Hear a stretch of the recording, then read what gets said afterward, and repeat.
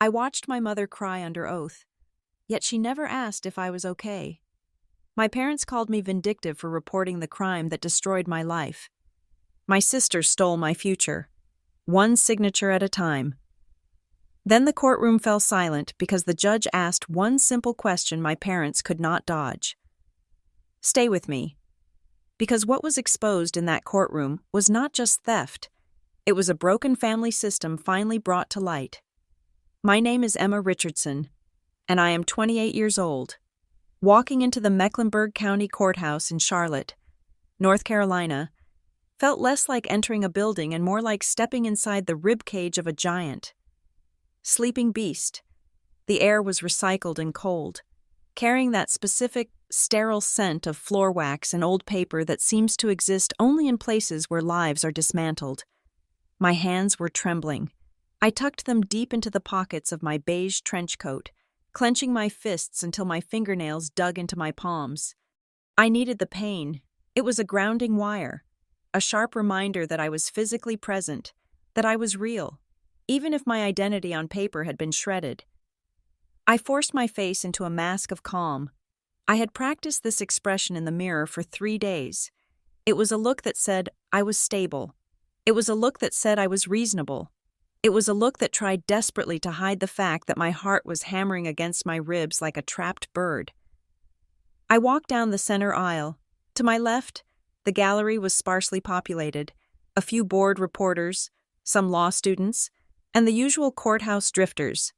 I chose a seat in the third row on the right side, the prosecutor's side, the victim's side, and then I saw her, Delaney Richardson, my sister. She was sitting at the defendant's table. Her posture slumped in a way that seemed alien to the woman I had known for my entire life. Delaney was 32 years old, 4 years my senior, and she had always been the vibrant one. The loud one, the one who filled a room just by inhaling. Usually, she was a kaleidoscope of bright colors and designer labels, her hair a perfect cascade of expensive highlights. Today, she was grayscale. She wore a simple charcoal blouse and black slacks. Her hair was pulled back into a severe low bun, highlighting the sharp angles of her face. She wore no makeup. It was a costume. Of course, everything with Delaney was a performance, and today she was playing the role of the misunderstood, fragile woman who had just made a tiny, little mistake. She did not look at me. She kept her eyes fixed on the mahogany table in front of her, staring at a knot in the wood as if it held the secrets of the universe. The heavy double doors at the back of the courtroom swung open again. A draft of warm air from the hallway hit the back of my neck, followed by the sound of footsteps I knew better than my own. I did not turn around. I did not have to. I knew the heavy, authoritative gait of my father, Greg, and the quick, clicking heels of my mother, Marjorie. I held my breath, a childish part of me waiting for a hand on my shoulder. I waited for a whisper. I waited for my mother to lean down and say, "Emma, are you okay?" "We are here." The footsteps grew louder. Then, they passed me. The breeze of their movement brushed against my arm, cold and indifferent. My parents walked straight past the row where I sat alone. They did not pause. They did not glance sideways. They walked with a singular, tunnel-visioned purpose toward the front of the room. They crossed the aisle, stepping over the invisible line that separated the accuser from the accused, and settled themselves in the front row directly behind Delaney. It was a declaration of war. It was a silent manifesto signed with body language. In the geometry of the courtroom, they had chosen their coordinates. They were Team Delaney. I was the opposition. I exhaled, a shaky, ragged sound that was lost in the shuffling of papers as the bailiff announced the arrival of the judge. We stood. We sat. The mechanics of justice began to grind forward. The assistant district attorney was a man named Mr. Henderson, who looked like he had not slept in a week. He stood up, adjusting his glasses, and began to read the preliminary statement. His voice was dry, lacking any theatrical flair, which somehow made the words sound even more devastating. He spoke of theft. He spoke of identity fraud. He listed the counts against Delaney Richardson with the casual indifference of someone reading a grocery list. He listed the numbers. He said that over the course of 14 months, the defendant had opened 7 credit cards in my name. He said the total unauthorized debt amounted to $52,480. He mentioned a personal loan for $15,000 taken out from a purely digital bank 3 days after my birthday, $52,000. Hearing the numbers spoken aloud in the quiet courtroom made my stomach churn. That was not just money, that was my down payment on a condo. That was 5 years of skipping vacations, of bringing brown bag lunches to work, of driving a car with a broken air conditioner. That was my life, quantified and stolen, converted into designer handbags and weekend trips to Miami for my sister. Mr. Henderson used the word victim. The victim, Ms. Emma Richardson, was unaware of these accounts until her credit score collapsed. The word landed on me like a physical weight. Victim. It was a strange, suffocating label. On one hand, it was validating. Finally, someone with authority was saying it. I was not crazy. I was not overreacting. I was a victim of a crime. But on the other hand, it felt like being flayed alive. To be a victim in open court meant admitting that I had been a fool. It meant admitting that I had let this happen, that I had been blind enough to trust the people who shared my DNA. I felt a flush of heat crawl up my neck. I felt the eyes of the strangers in the gallery boring into the back of my head, analyzing the woman who let her own sister rob her blind. When the prosecutor finished, the courtroom felt smaller, tighter. Delaney's defense attorney stood up. He was a slick man with a suit that cost more than my car. He did not argue the facts. The paper trail was too thick for that. The signatures were forged. But the IP addresses were traced directly to Delaney's smartphone. The surveillance footage from the banks was undeniable. Instead, he went for the heartstrings.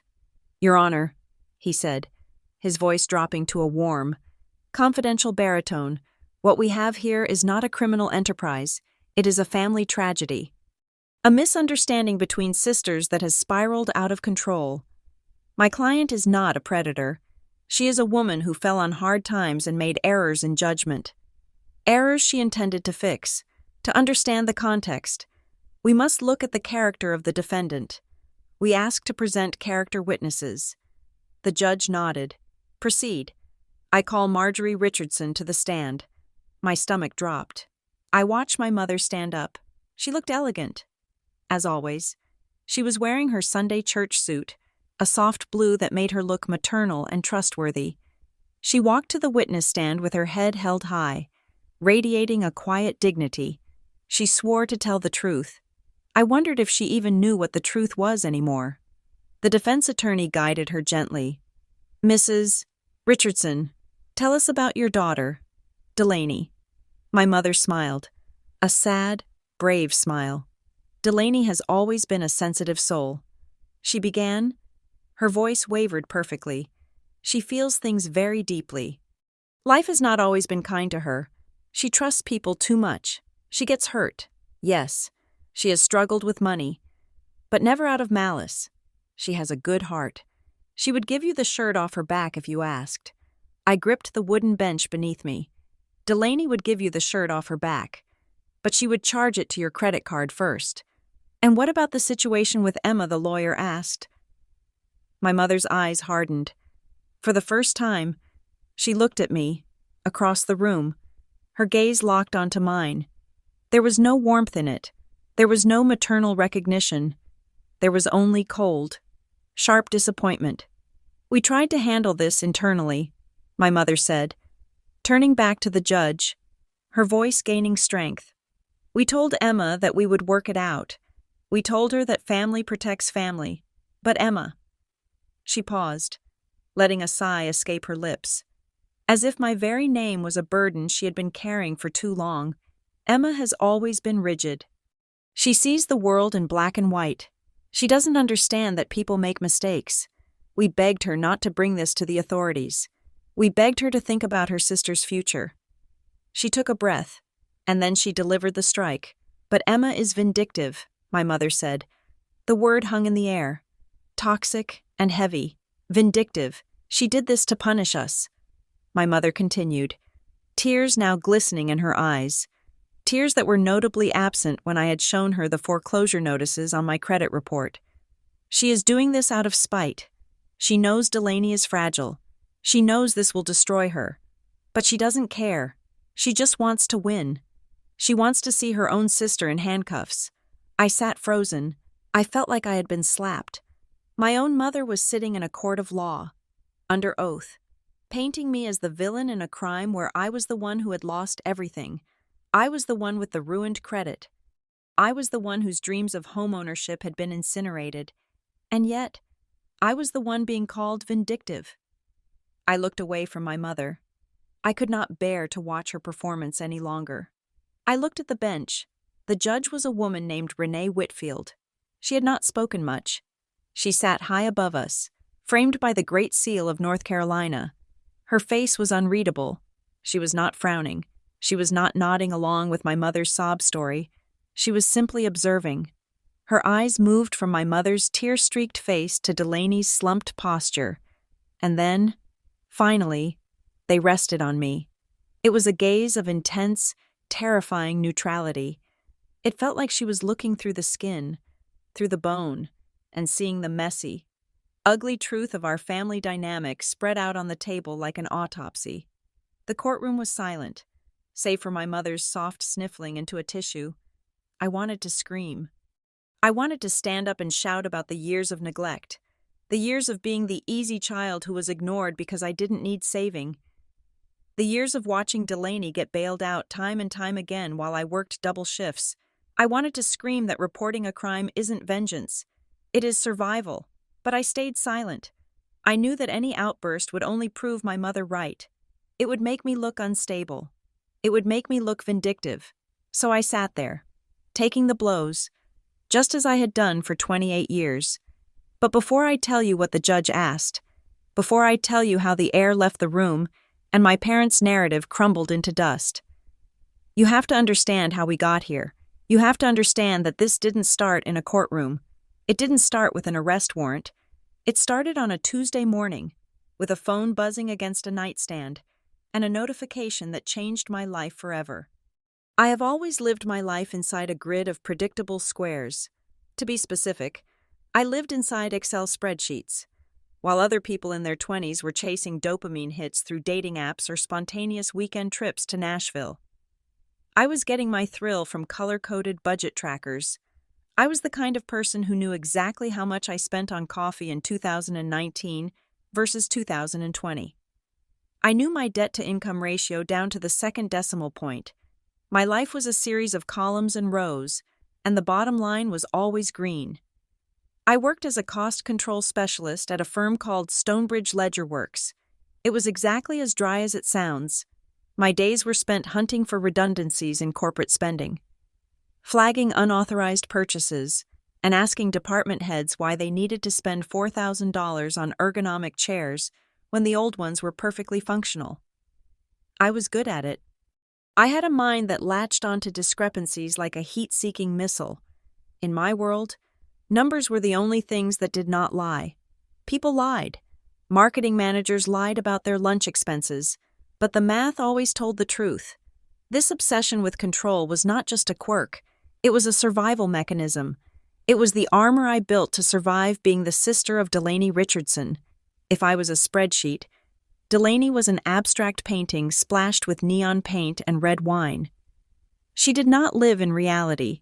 She lived in a constant, high-stakes narrative where she was always the protagonist and the world was always the antagonist. Delaney did not have bad days. She had tragedies. She did not have annoying bosses. She had oppressors who were intimidated by her creative spirit. She did not have debt. She had temporary cash flow situations caused by a universe that refused to recognize her worth. Our parents, Greg and Marjorie, were the willing audience for her one-woman show. Growing up, the dynamic was set in stone. Delaney was the squeaky wheel, the broken wing, the fragile flower that needed constant watering. I was the cactus. I sat in the corner, requiring almost nothing, surviving on scraps of sunlight, and growing quietly. They called me the easy one. Oh, we never have to worry about Emma. My mother would tell her friends at brunch. her voice thick with relief. Emma has a good head on her shoulders. She is so independent. She is so strong. For a long time, I wore that praise like a medal. I thought it meant they were proud of me. It took me years to realize that strong was not a compliment. It was a dismissal. It was a permission slip they signed for themselves to opt out of parenting me. Because I paid my own bills. Because I remembered to get my oil changed. Because I never called them crying at 2 a.m. They assumed I did not need them. They assumed I was made of stone. They did not see that I made myself strong because I knew, deep down, that if I fell, no one would be there to catch me. Their hands were already full holding Delaney up. This blindness was never more apparent than during the Sunday dinner that happened 3 months before the court case. I remember the smell of the house when I walked in. It smelled of pot roast and lemon polish, the scent of a performative suburban stability. I had driven 40 minutes from my rented apartment, a place with thin walls and a landlord who refused to fix the radiator, to be there. I was bursting with news. I had finally reached a milestone I had been working toward for 5 years. I had saved enough for a 20% down payment on a condo in a quiet, safe neighborhood. It was a modest place, just a 1-bedroom with a small balcony, but it was going to be mine. I sat at the dining table, waiting for the right moment. My father was carving the roast. My mother was fluttering around with napkins. Then the front door slammed open. Delaney breezed in, bringing a gust of cold air and expensive perfume with her. She was wearing a new leather jacket, a buttery, caramel-colored thing that looked soft enough to sleep in. She looked frantic and beautiful. Her cheeks flushed. "I am so sorry I'm late," she announced, breathless, dropping her purse onto the table. It was a designer bag, the kind with a logo that screams its price tag. My car would not start, and I had to Uber. And honestly, I think the universe is trying to test me today. My mother immediately abandoned the salad she was tossing. She rushed over to Delaney, touching her arm, smoothing her hair. "Oh, honey, breathe," my mother cooed. "Sit down. Do you want a glass of wine, Greg?" "Get her a glass of wine. She's had a day." Delaney collapsed into a chair, sighing as if she had just returned from a war zone. "It's just so hard," she said, her voice trembling. "My manager is literally a psychopath. She expects me to work these insane hours, and she doesn't understand that I need mental health breaks. I feel like I'm suffocating." I watched this scene with a familiar dull ache in my chest. Delaney was 32 years old. She worked part-time at a boutique art gallery. Her insane hours were roughly 20 hours a week. "That jacket is gorgeous. Though," my mother said, stroking the leather sleeve. "Is it new? It looks so expensive." Delaney's face brightened instantly. The suffocation forgotten. "Oh, this I had to get it. It was a splurge, but I needed a pick-me-up. You know, sometimes you just have to treat yourself to keep from going crazy. It's an investment in my personal brand." I took a sip of water, calculating the cost of the jacket in my head. $600, maybe $7. That was 2 months of my grocery budget. "So," I said, trying to insert myself into the gap in the conversation, "speaking of investments, I actually have some news." My father looked up from the roast, knife in hand. "Oh, you changed the oil in that Honda finally." He chuckled at his own joke. "No," I said, keeping my voice steady. "I hit my savings goal. I have the down payment ready. I'm going to start looking for a condo next week. I already got pre-approved for a mortgage." I waited. I waited for the gasp. I waited for the champagne toast. I waited for the "we are so proud of you." "Emma." My mother glanced at me, distracted. "That's nice. Honey, really nice." Then she immediately turned back to Delaney. "So, about this car trouble. Do you need Dad to look at it? Or do you need help with the repair bill? You know we don't want you stressing about money right now." The conversation pivoted back to Delaney's fictional crisis, like a magnet snapping into place. My down payment. My 5 years of discipline. My biggest life achievement. It was a footnote. It was a sentence spoken during a commercial break of The Delaney Show. I ate my roast beef in silence. It tasted like ash. After dinner, while my mother was clearing the plates and my father was pouring Delaney another glass of wine, My sister turned to me. Her eyes were wide and innocent. She said, my phone is dead, and I need to check an email about a potential buyer for the gallery. Can I borrow your laptop for 2 seconds? I promise I'll be quick. It was such a small request. A trivial thing. We had lived together for 6 months the previous year. Right after Delaney had broken up with a boyfriend and needed a soft place to land. During that time, she had learned my rhythms. She knew I kept my laptop in my tote bag. She knew I was diligent about checking my accounts. But she also knew I was the good sister, the one who shared, the one who helped. I hesitated. I don't know why. Maybe it was a primitive instinct flaring up in my lizard brain. But looking at her, with her new jacket and her teary story about a hard life, I felt a twinge of annoyance. It's in my bag by the door. I said, password is the same as always. You are a lifesaver, she said, beaming. Seriously, you're the best. She took the laptop into the living room. I stayed in the kitchen, helping my mother load the dishwasher. I could see the back of Delaney's head from where I stood. She was typing, not quickly, not like someone replying to an email. She was typing slowly, deliberately. Did you hear what I said about the condo? Mom, I asked, handing her a wet plate. My mother sighed, wiping the counter. I heard you, Emma. And it's great that you're so organized. But don't rush into things. A mortgage is a big chain around your neck.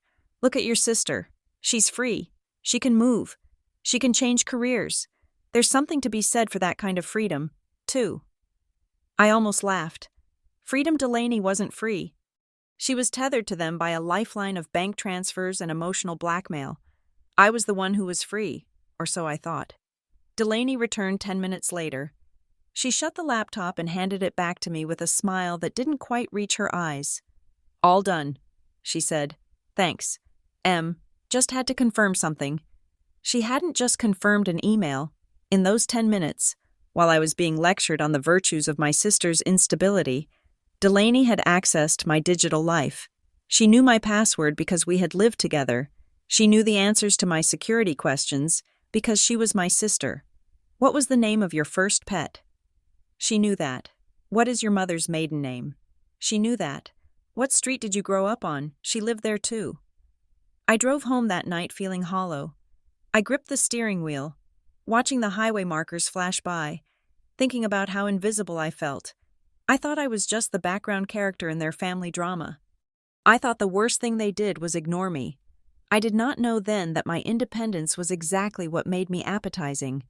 Predators don't hunt the ones who are already bleeding out. There is no meat left on the bone. They hunt the healthy ones. They hunt the ones who have stored up fat for the winter. My parents and my sister looked at my spreadsheets, my discipline, and my perfect credit score, and they didn't see an achievement. They saw a resource. They saw a surplus. And in the logic of a dysfunctional family, a surplus doesn't belong to the person who earned it. It belongs to the person who needs it the most. I went to sleep that night dreaming of my new apartment, imagining where I would put the couch. I had no idea that my identity had already been fractured. I had no idea that while I was washing dishes and begging for a crumb of attention, my sister had already started the process of burning my life to the ground. It was a Wednesday morning, the kind that feels aggressively average. I was sitting at my desk at Stonebridge Ledger Works, surrounded by the hum of computer fans and the low murmur of colleagues discussing their weekend plans. I had a spreadsheet open, a half-drunk cup of lukewarm coffee to my right, and a sense of quiet satisfaction because I had just finalized the budget proposal for Q3. My phone was face down on the desk. It vibrated once, a short, sharp buzz against the laminate wood. I usually ignore my phone during work hours. It is a discipline thing, but this buzz was followed immediately by another, and then a third, a pattern that usually indicates an emergency. My stomach gave a small, reflexive lurch. I flipped the phone over. It was not a text from my mother. It was not a frantic call from a friend. It was a push notification from my credit monitoring app. Alert: major change detected to your credit score. I frowned. A major change. I had paid my car insurance premium 2 days early. Maybe the score had gone up a few points. I swiped the screen to unlock it, my thumb hovering over the app icon. I was expecting to see a number in the high 700s. I was proud of that number. It was my report card for adulthood. It was the key to the condo I was about to buy. The app loaded. The little circle spun for a second that felt like an hour. Then the number appeared. 542. I stared at it. I blinked, sure that my eyes were playing tricks on me, or that the pixels were misfiring. I refreshed the page. The number remained. 542. A drop of over 200 points overnight. A cold prickle of sweat broke out on the back of my neck. This had to be a glitch, a system error. Identity monitoring services make mistakes all the time. Right, I tapped into the Factors Affecting Your Score tab, my fingers feeling strangely numb, like they didn't quite belong to me. The screen populated with a list of active accounts. My breath hitched in my throat. It was a physical block, a sudden inability to inhale. I saw my car loan. That was mine. I saw my one credit card, the one with the 1% cash back on groceries. That was mine. But below those, the list went on, and on, and on. There was a credit card from a high-end department store opened 11 months ago. Balance $4,300. There was a travel rewards card from a major bank opened 8 months ago. Balance $8,900. There was a personal line of credit from an online lender I had never heard of. Opened 4 months ago. Balance $12,000. There were 7 new accounts in total. The numbers blurred together into a terrifying sum of red ink. I grabbed a sticky note and a pen, my hand shaking so hard I could barely control the ink flow. I scribbled down the balances, adding them up frantically. $52,480. The pen slipped from my fingers and clattered onto the desk. The sound was like a gunshot in the quiet office. My coworker, Sarah, poked her head over the partition. Emma, you okay? You look like you're going to be sick. I couldn't speak. I shook my head, waving her off, and turned back to the screen. $52,000. That was more than my annual salary after taxes. That was an anchor heavy enough to drown me. Then, my desk phone rang. The timing was so precise it felt scripted by a cruel god. I looked at the caller ID. It was the mortgage broker. The man who was supposed to be finalizing my pre-approval letter today. The man who held the keys to my future. I picked up the receiver. My voice sounded thin, like it was coming from a tin can. This is Emma. Hi, Emma. His voice was brisk, devoid of the friendly banter we had shared last week. I am calling regarding your application. We ran the final credit check this morning, as is standard procedure before issuing the commitment letter. He paused. The silence on the line was heavy.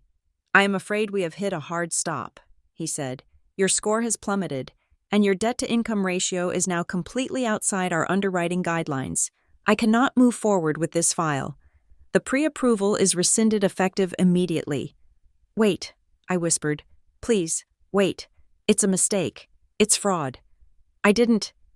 You will have to take that up with the credit bureaus. He cut in. If you get it resolved, feel free to reapply in 6 months to a year. Good luck. Emma. The line went dead. 30 seconds. That was all it took. 5 years of saving, of saying no to dinners out, of working overtime, of dreaming about that specific balcony with the morning sun gone in 30 seconds. I put the receiver down. I felt like I was floating outside of my body. The panic was rising now, a hot tide in my chest, but my mind was snapping into a strange, hyper-focused clarity. It was the part of me that loved spreadsheets, the part of me that solved problems. This was just a data set, a horrible, life-ruining data set, but a data set nonetheless. I needed to see the details. I logged into the full credit report portal on my work computer. I didn't care if IT was tracking my keystrokes. I clicked on the inquiry details for the department store card. I needed to see where the billing statements were going. If this was a random hacker in Russia or an identity theft ring in Florida, the address would be strange. I scrolled down to the billing address section. 1402, Maplewood Drive. The world stopped. It wasn't a strange address. It was the house I grew up in. It was the house where my parents still lived. It was the house where I had eaten roast beef on Sunday. I stared at the screen until the letters burned into my retinas. 1402 Maplewood Drive. A random hacker doesn't use my parents' address. A stranger doesn't divert bills to a mailbox that my father checks every day. I opened a second tab. I pulled up my online banking for my legitimate checking account. Just to check dates, then, with a trembling finger, I opened Instagram on my phone. I went to Delaney's profile. She posted everything. Delaney did not eat a bagel without documenting it for her 3,000 followers. Her life was a curated feed of treat-yourself moments and mental health days. I looked at the transaction history on the fraud report. Item 1. A charge for $640 at a luxury spa in downtown Charlotte on March 12th. I scrolled back on Delaney's Instagram. March 12th. There was a photo of her in a white robe, holding a glass of cucumber water, her feet propped up. The caption read, "Sometimes you just have to recharge the soul. Self-care." Spa day. Item 2. A charge for $280 at a high-end steakhouse on April 4th. I checked Instagram. April 4th. A photo of a medium-rare filet mignon and a bottle of red wine. Caption, "Dinner with the girls. We deserve this." Item 3. A charge for $1,200 at an airline website on May 15th. Instagram. May 15th. A picture of a boarding pass and a passport cover. Caption, "Miami baby." Spontaneous trips are the best trips. I felt bile rise in my throat. Every like, every comment on those photos, people telling her she looked great. People envying her lifestyle was paid for with my future. She hadn't just stolen my money, she had stolen my name to build a false altar to herself. But the final blow, the one that actually made me gasp aloud in the silent office, was a transaction from 2 months ago. It was dated June 10th. My birthday. I remembered that day. I had worked until 7 in the evening because it was month-end close. I had gone home, made myself a grilled cheese sandwich, and watched a movie alone. My parents had called for 5 minutes. Delaney had sent a text saying HBD with a balloon emoji on the credit report. On June 10th, there was a charge for $850 at a designer jewelry store. I went to Instagram. I found the post from June 10th. It was a selfie. Delaney was holding up her hand, showing off a new gold bracelet with a delicate charm. She was smiling. That wide, infectious smile that everyone loved. The caption read, "A little birthday gift to myself. Because if you don't love you, who will?" It wasn't her birthday. It was mine. She had bought herself a bracelet on my birthday, using a credit card she had opened in my name. I pushed my chair back. It rolled across the plastic mat with a loud rumble. I grabbed my purse. I didn't shut down my computer. I didn't tell Sarah where I was going. I walked out of the office, past the break room, past the elevator, and took the stairs down 4 flights, because I didn't think I could stand still in a confined space without screaming. I got into my car in the parking garage. It was a gray Honda Civic, reliable and paid off. I sat in the driver's seat and locked the doors. I tried to cry. I thought I should cry. That is what people do when their lives implode. Right? But the tears wouldn't come. Instead, a terrifying, glacial coldness spread through my chest. It started in my stomach and radiated out to my fingertips. It wasn't just the money.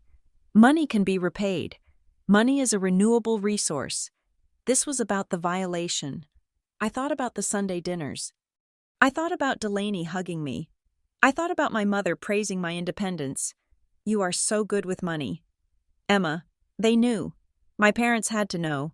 The bills were going to their house. You don't get 7 credit card statements and loan delinquency notices to your home address without seeing them. My father checked the mail every single day at 4 o'clock. He was meticulous about it. If the bills were going there, he was seeing them. And if he was seeing them, and not telling me. The silence from my parents wasn't negligence, it was complicity. I looked at my hands on the steering wheel. They looked like the hands of a stranger. My identity, the responsible one, the one with the good credit, the one who was buying a home was gone. It had been erased and replaced with a dossier of recklessness that wasn't mine. Delaney hadn't just borrowed money. She had worn my skin.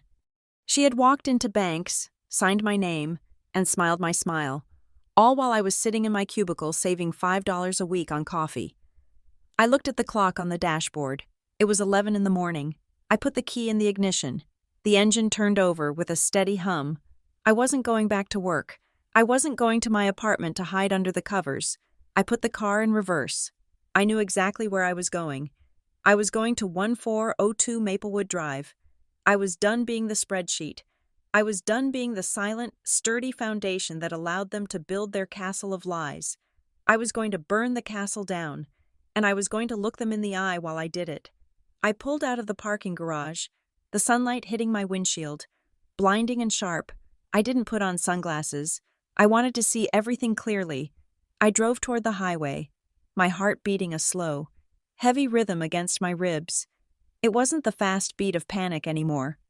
It was the slow, deliberate beat of a war drum.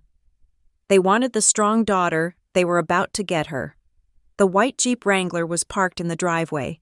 Seeing it there felt like the universe was playing a cruel joke on me, or perhaps handing me a weapon I was not quite ready to use. That Jeep was Delaney's pride and joy. She called it her Adventure Mobile. I stood there for a moment, my hand gripping the door handle of my own sensible sedan, staring at the custom license plate on her car. It read, "Live Free." The irony was so thick I could taste it like copper in my mouth. She was living free. All right, she was living free on my dime. She was living free while I was trapped in a cage of debt she had welded shut around me. I walked up the driveway. The concrete felt hard and unforgiving under my heels. I did not knock. I still had a key to my parents' house, a brass key on a keychain shaped like a calculator that my father had given me as a joke 5 years ago. I slid it into the lock and turned. The tumbler clicked. The house was quiet, filled with the muffled sound of a television set coming from the living room. I walked down the hallway, the familiar family photos staring back at me. There was Delaney at her graduation, smiling. Delaney at a dance recital, leaping. There was one photo of me, tucked in the corner, holding a science fair trophy. Even the walls of this house had a hierarchy. I turned the corner into the living room. Delaney was lying on the beige sofa, her legs draped over the armrest. She was wearing the leather jacket, the $600 jacket. She was scrolling through her phone, a bowl of popcorn balanced on her stomach. She looked so peaceful. She looked like a woman who did not have $52,000 of stolen debt weighing on her conscience. "Delaney," I said. My voice did not sound like my own. It was low, vibrating with a frequency of rage I had never accessed before. She jumped, nearly spilling the popcorn. She looked up, her eyes wide. "Jesus, Emma, you scared me. Do you not know how to knock? I thought you were Mom." She sat up, adjusting the jacket, and gave me a dazzling, annoyed smile. "What are you doing here in the middle of a workday? Did you get fired from the counting factory?" I walked over to the coffee table. I reached into my purse and pulled out the sheaf of papers I had printed at the office. I dropped them onto the glass table. They landed with a heavy, flat slap. "I know," I said. Delaney looked at the papers, then back at me. Her expression did not change. It was a mask of perfect, practiced confusion. "You know what? What is this?" "I know about the credit cards," I said, my voice rising slightly. "I know about the loans. I know about the spa days and the trips to Miami and the jewelry. I know that you used my social security number. Delaney, I know you used Mom and Dad's address to hide the bills." For a second, there was silence. The television continued to chatter in the background. A daytime talk show host laughing at a joke. Delaney picked up the top sheet of paper. She glanced at it, her eyes scanning the list of transactions. Then she let out a short, dismissive laugh. She tossed the paper back onto the table as if it were a piece of junk mail. "Oh, that," she said. "God, Emma, you are so dramatic. I thought someone had died the way you barged in here. I felt the blood drain from my face." "Dramatic. You stole $52,000 from me. You destroyed my credit. I just lost my mortgage approval. Delaney, my house is gone because of you. She rolled her eyes. Actually rolled them. It is not stolen. Emma, it is borrowed. There is a difference. I was going to tell you, but I knew you would get all weird and uptight about it. You are so obsessed with your little spreadsheets. You forged my signature. I said, stepping closer, that is a felony. That is not borrowing. Delaney stood up then. She was taller than me, and she used that height now, puffing out her chest, crossing her arms over that stolen leather jacket. The shock on her face had vanished, replaced by a sudden, sharp aggression. Who do you think you are? She snapped. Coming in here and accusing me of being a criminal. I am your sister. I needed help. I was in a bind. Okay, the gallery wasn't paying me, and I had expenses. What was I supposed to do? Starve live on the street. You could have asked me. I said, or you could have gotten a job that actually pays. You spent $800 on a bracelet. Delaney, was that for survival? She waved her hand dismissively. You don't understand. I have an image to maintain. People expect certain things from me. It is an investment. Besides, look at you. She gestured at me, her eyes raking over my sensible work slacks and my practical shoes. You have that corporate job. You have money sitting in the bank doing nothing. You can afford it. Why are you so stingy? It is literally just numbers on a screen. I stared at her. I felt like I was speaking a different language. I was speaking the language of consequences, and she was speaking the language of entitlement. It is not just numbers, I said, my voice shaking. It is my life. It is my future. And you took it without asking. I was going to pay it back, she shouted. God, once my art consulting business takes off, I was going to pay off every cent. I was doing you a favor. Honestly, building your credit history. You tanked my score by 200 points, I screamed. The front door opened. What on earth is going on in here? My mother's voice cut through the room. She walked in, carrying grocery bags, with my father trailing behind her.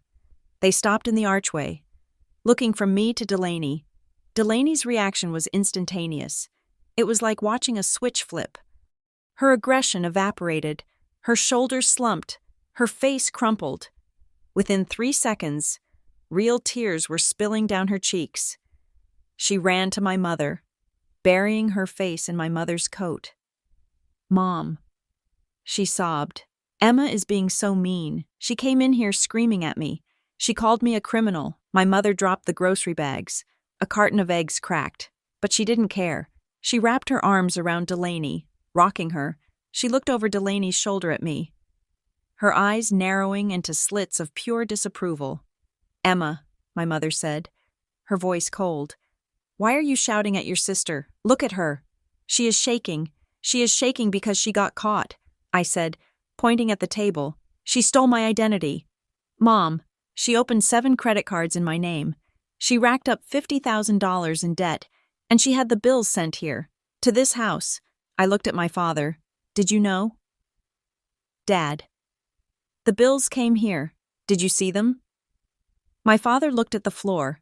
He took off his baseball cap and ran a hand through his thinning hair. He shifted his weight from one foot to the other. We saw some letters. He muttered. We thought maybe you were helping her out. We didn't want to pry. Emma, it's private business. Private business. I laughed. A harsh, jagged sound. It's fraud. You saw mail addressed to me, coming to your house, for banks I don't use, and you didn't call me. You just handed them to her. She said she had it under control. My mother said, rubbing Delaney's back. She said you two had an arrangement. Delaney told us you were investing in her business. I never agreed to anything I yelled. She lied to you, just like she stole from me. Delaney lifted her head from my mother's shoulder. Her face was red and blotchy. See, she wailed. She cares more about the money than she cares about me. I am drowning. Mom, I am so stressed. I have been so depressed. And she just comes in here attacking me over money. It's okay. Shh, it's okay. My mother cooed. She looked at me again. Emma, stop it. You are upsetting everyone. It is just money. We can work this out. There is no need to use words like stole or criminal. We are a family. I took a deep breath. I tried to steady my hands. I knew, in that moment, that I could not win an emotional argument. They were rewriting reality in real time. Delaney was the victim of my greed. I was the bully. So I tried to be the spreadsheet again. I tried to be the cost control specialist. Fine, I said, if we are family, then we handle this responsibly. I will not go to the police right now. Delaney stopped crying instantly. She looked at me, hopeful. But, I continued, reaching into my bag and pulling out a notebook. I want a written agreement. I want a confession. Signed by Delaney. Listing every account she opened. I want a payment plan, notarized, stating that she will pay back every cent plus interest within 5 years. And I want her to surrender the cards to me right now so I can cut them up. I looked at Delaney. You sign it. We get it notarized today, and I won't report it as fraud. I will take the hit on my credit, and I will let you pay me back. That is the deal. It was a lifeline. It was more than she deserved. It was me offering to carry the wreckage of her crime on my back for 5 years just to keep her out of jail. Delaney pulled away from my mother. She wiped her eyes. The look she gave me was one of pure disgust. You want me to sign a legal contract? She asked. As if I had asked her to cut off a finger. With my own sister, that is so cold. Emma, that is so transactional. It is necessary, I said. I am not signing anything, Delaney said. Crossing her arms again, I said I would pay you back when I can. Why isn't my word good enough for you? Why do you have to bring the law into this family doesn't sue family? You are not treating me like family, I shouted. You are treating me like a bank. Lower your voice. My father boomed. It was the first time he had really spoken. He stepped forward, placing himself physically between me and Delaney. You come into my house. You upset your mother. You upset your sister. All over money. It's $50,000. Dad. We get it, he snapped. It's a lot. But Delaney is struggling. She is trying to find her way. He looked at me, and his eyes were hard. You have always been the capable one. You have a good job. You have savings. You can absorb this. Emma, you can figure it out. Delaney can't. If you report this, if you make this a legal thing, you will ruin her life. Is that what you want? Do you want to destroy your sister over credit card bills? I stared at him. The sentence hung in the air. You can absorb this. It wasn't a request. It was a mandate. They were telling me that because I had worked hard, because I had played by the rules, I was obligated to be the host for Delaney's parasitic lifestyle. They were punishing me for my competence. So that's it, I asked quietly. I have to pay for her crimes because I can. That's your solution. I lose my house. I lose my savings. And she gets to keep the leather jacket. My mother sighed, a long, weary sound that implied I was being exhaustingly difficult. Emma. Nobody is saying that. We are just saying, give her time. Let her pay you back when she gets on her feet. Don't force her to sign papers. It's insulting. Just handle it. You can take care of yourself. You always handle everything. You always handle everything. It was meant to be a compliment, I suppose, but in that moment, it sounded like a curse. It sounded like they were looking at a mule and saying, load more weight on her. She hasn't collapsed yet.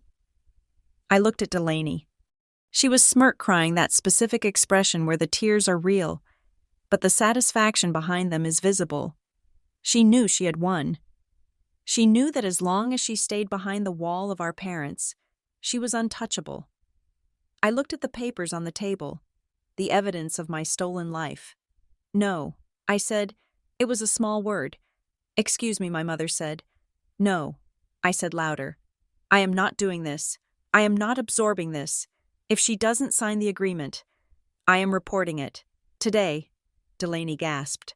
You wouldn't try me, I said. My mother's face hardened into a mask of stone.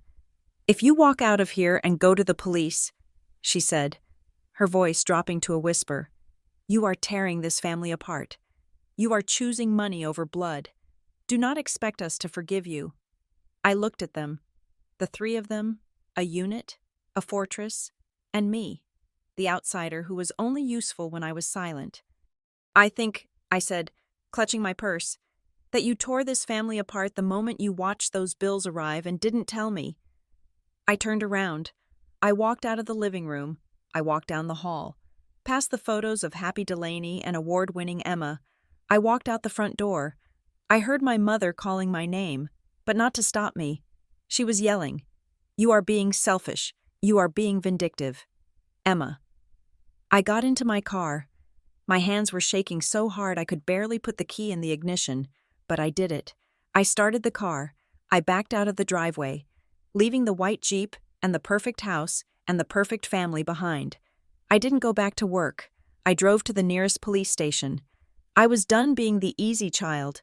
If they wanted me to be the villain, I would be the most efficient, organized, spreadsheet-using villain they had ever seen. 2 days after I walked out of my parents' house, my phone lit up with a text message from my father. It was not an apology.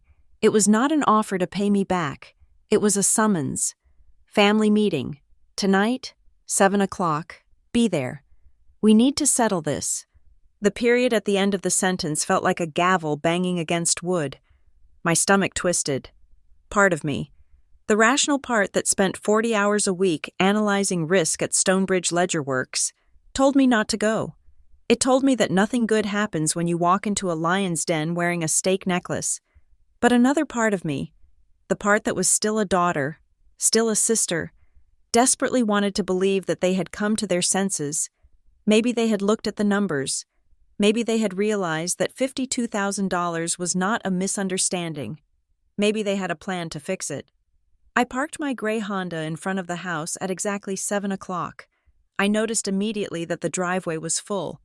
My parents' cars were there, and Delaney's white Jeep was parked prominently in the center. But squeezed to the side was a beat-up sedan belonging to my Aunt Linda, and the oversized pickup truck that belonged to my Uncle Ray. I gripped the steering wheel. This was not a family meeting. This was an ambush.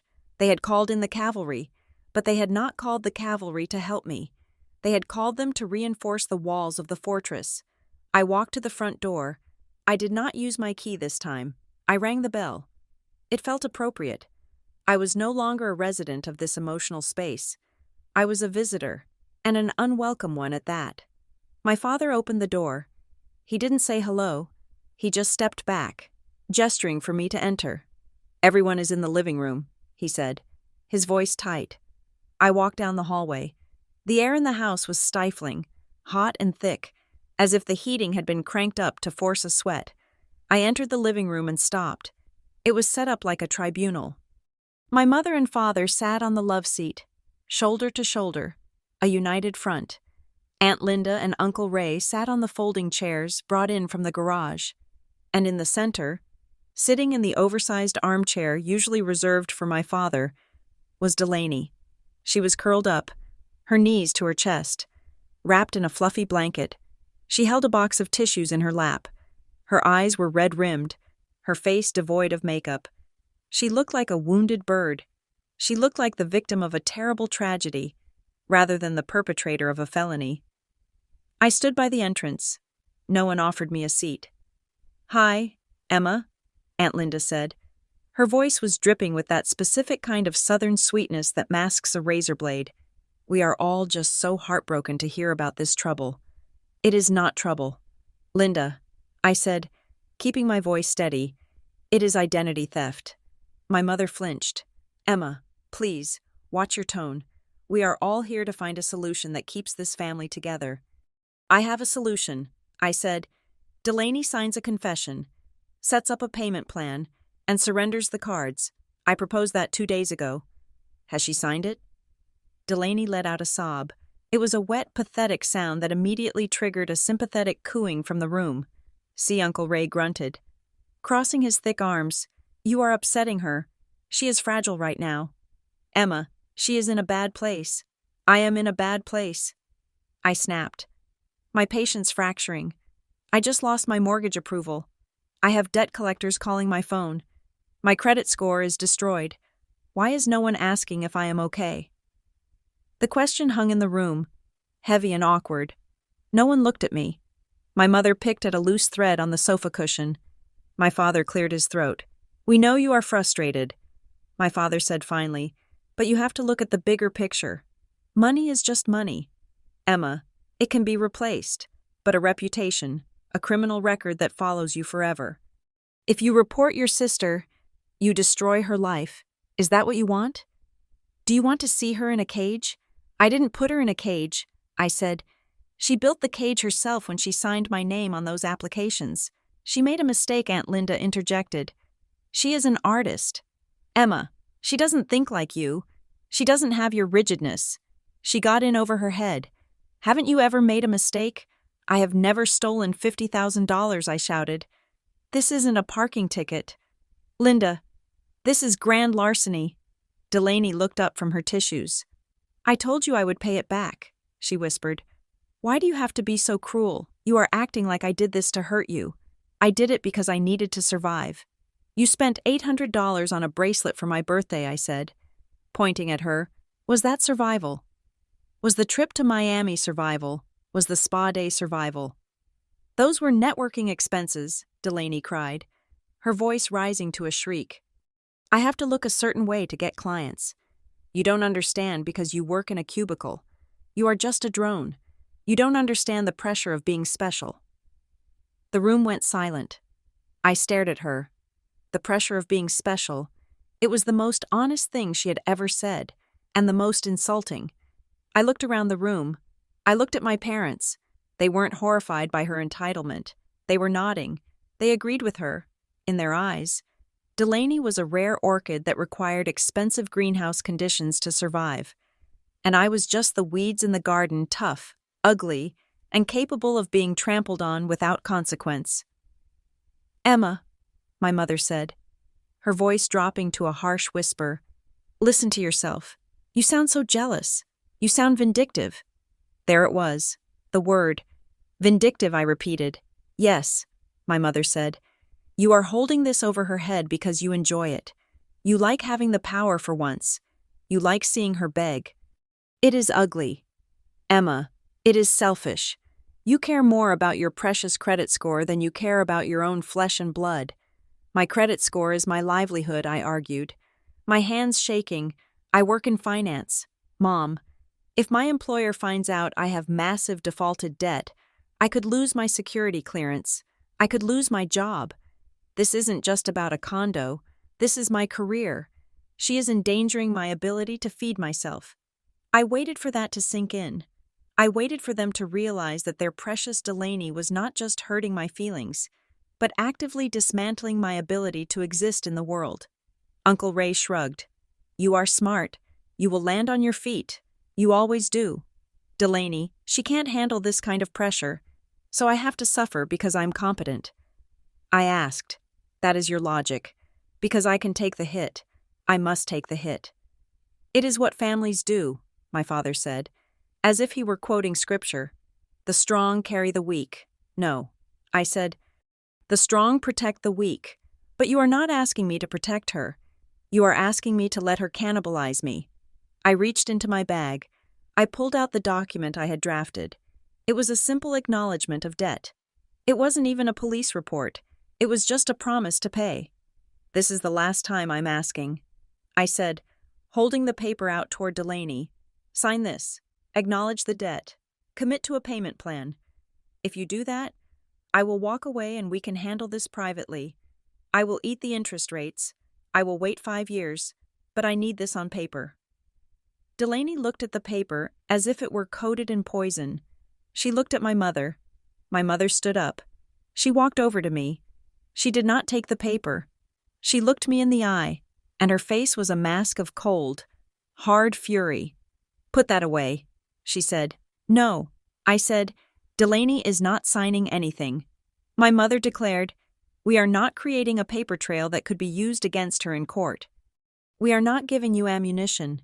Then I am going to the police. I said, I am going to Detective Vega. I have an appointment tomorrow morning. The temperature in the room dropped 10 degrees. My father stood up. You will not do that. I will.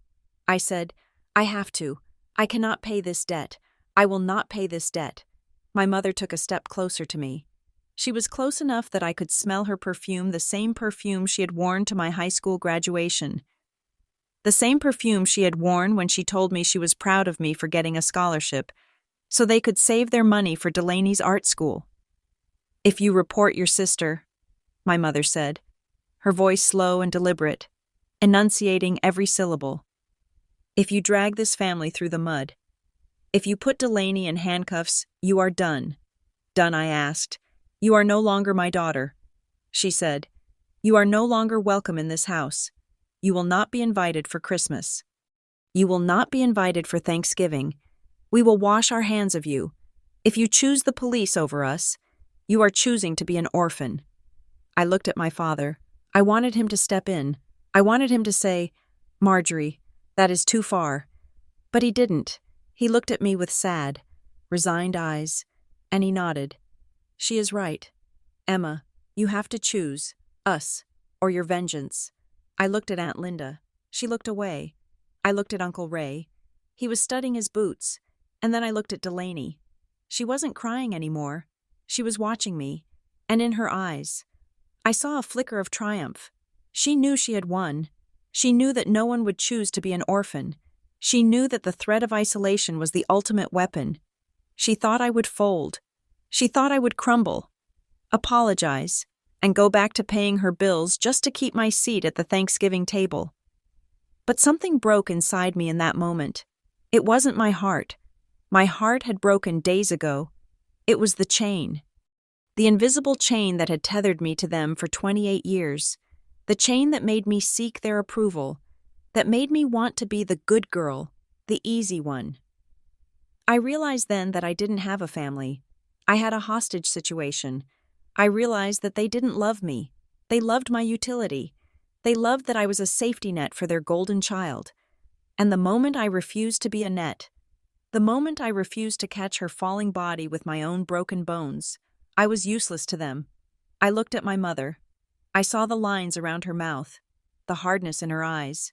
"You are calling it vengeance," I said quietly, "but I am calling it justice." I put the paper back in my bag. I zipped it up. The sound was loud in the silent room. "I guess I am an orphan then," I said. The shock on my mother's face was almost satisfying. She hadn't expected that. She had expected me to beg. "Emma," my father started, his voice wavering. "Don't be rash." "I am not being rash. Dad," I said, "I am being practical. You taught me to be practical. Remember, you taught me to look at the numbers. Well, I have looked at the numbers, and the cost of being in this family is too high. I can't afford you anymore." I turned around. "Emma, if you walk out that door," my mother threatened, her voice rising to a shriek. I didn't let her finish. I opened the front door. The cool night air hit my face, smelling of rain and freedom.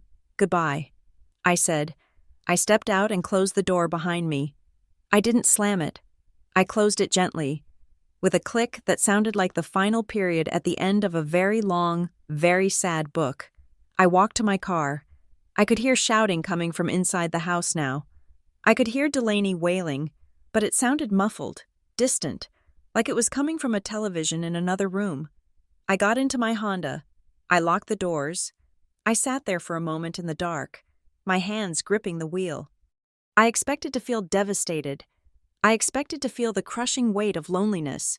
But as I put the car in gear and drove away from the house on Maplewood Drive, watching the lit windows fade in my rearview mirror, I didn't feel lonely. I felt lighter. I had lost my parents. I had lost my sister. I had lost my childhood home. But for the first time in 28 years, I had gotten myself back. I drove straight to the precinct. It was 8:30 at night. I walked up to the front desk, my heels clicking on the linoleum floor. The officer at the desk looked up. He looked tired. "Can I help you?" "Miss," I took a deep breath. "Yes," I said, "I would like to file a report for identity theft and fraud. The perpetrator is my sister." The words were out. There was no taking them back. The war had begun. The next morning, the sun rose over Charlotte just as it always did, indifferent to the fact that I had effectively orphaned myself the night before. I went to work. That was the only thing I knew how to do. I put on my navy blue blazer, I made my coffee, and I drove to Stonebridge Ledger Works. My hands were steady on the steering wheel. But inside, I felt a strange, hollow vibrating sensation, like a building that had been gutted by fire but was still standing, waiting for the wind to knock it over. I needed a sanity check. I needed someone outside the blast radius of the Richardson family to look at the crater and tell me I was not the one holding the detonator. I found Evan Holt in the break room. Evan was a senior analyst in the risk department, a guy who wore wrinkled shirts and drank espresso like it was water. But before he was a corporate drone like the rest of us, he had done 2 years of law school. He had dropped out because, in his words, he liked numbers more than arguments, but he still had that sharp, legalistic way of dissecting a problem. I asked him if he had 10 minutes. We went down to the courtyard, sitting on a concrete bench away from the smokers. I told him everything. I did not cry. I did not embellish. I laid it out like a quarterly report. The $52,000, the forged signatures, the confrontation, the ultimatum, the threat of disownment. Evan listened, staring at a pigeon pecking at a crumb on the pavement. When I finished, he was silent for a long time. "So," I said, my voice tight, "am I crazy? Am I the villain here? Because they made a very compelling case that I am the devil incarnate for wanting to report her." Evan turned to me. His eyes were serious behind his wire-rimmed glasses. "Emma," he said, "let's strip away the word sister for a second. If a stranger walked into a bank, put on a wig that looked like you, signed your name, and walked out with $50,000 of your money, what would you call that theft?" I said, "No," Evan corrected. "You would call it identity fraud, wire fraud, and grand larceny. You would call it a felony. The fact that she shares your DNA doesn't change the statute. It just makes the betrayal more expensive." He leaned forward, resting his elbows on his knees. "Here is the thing about financial crimes involving family," he continued.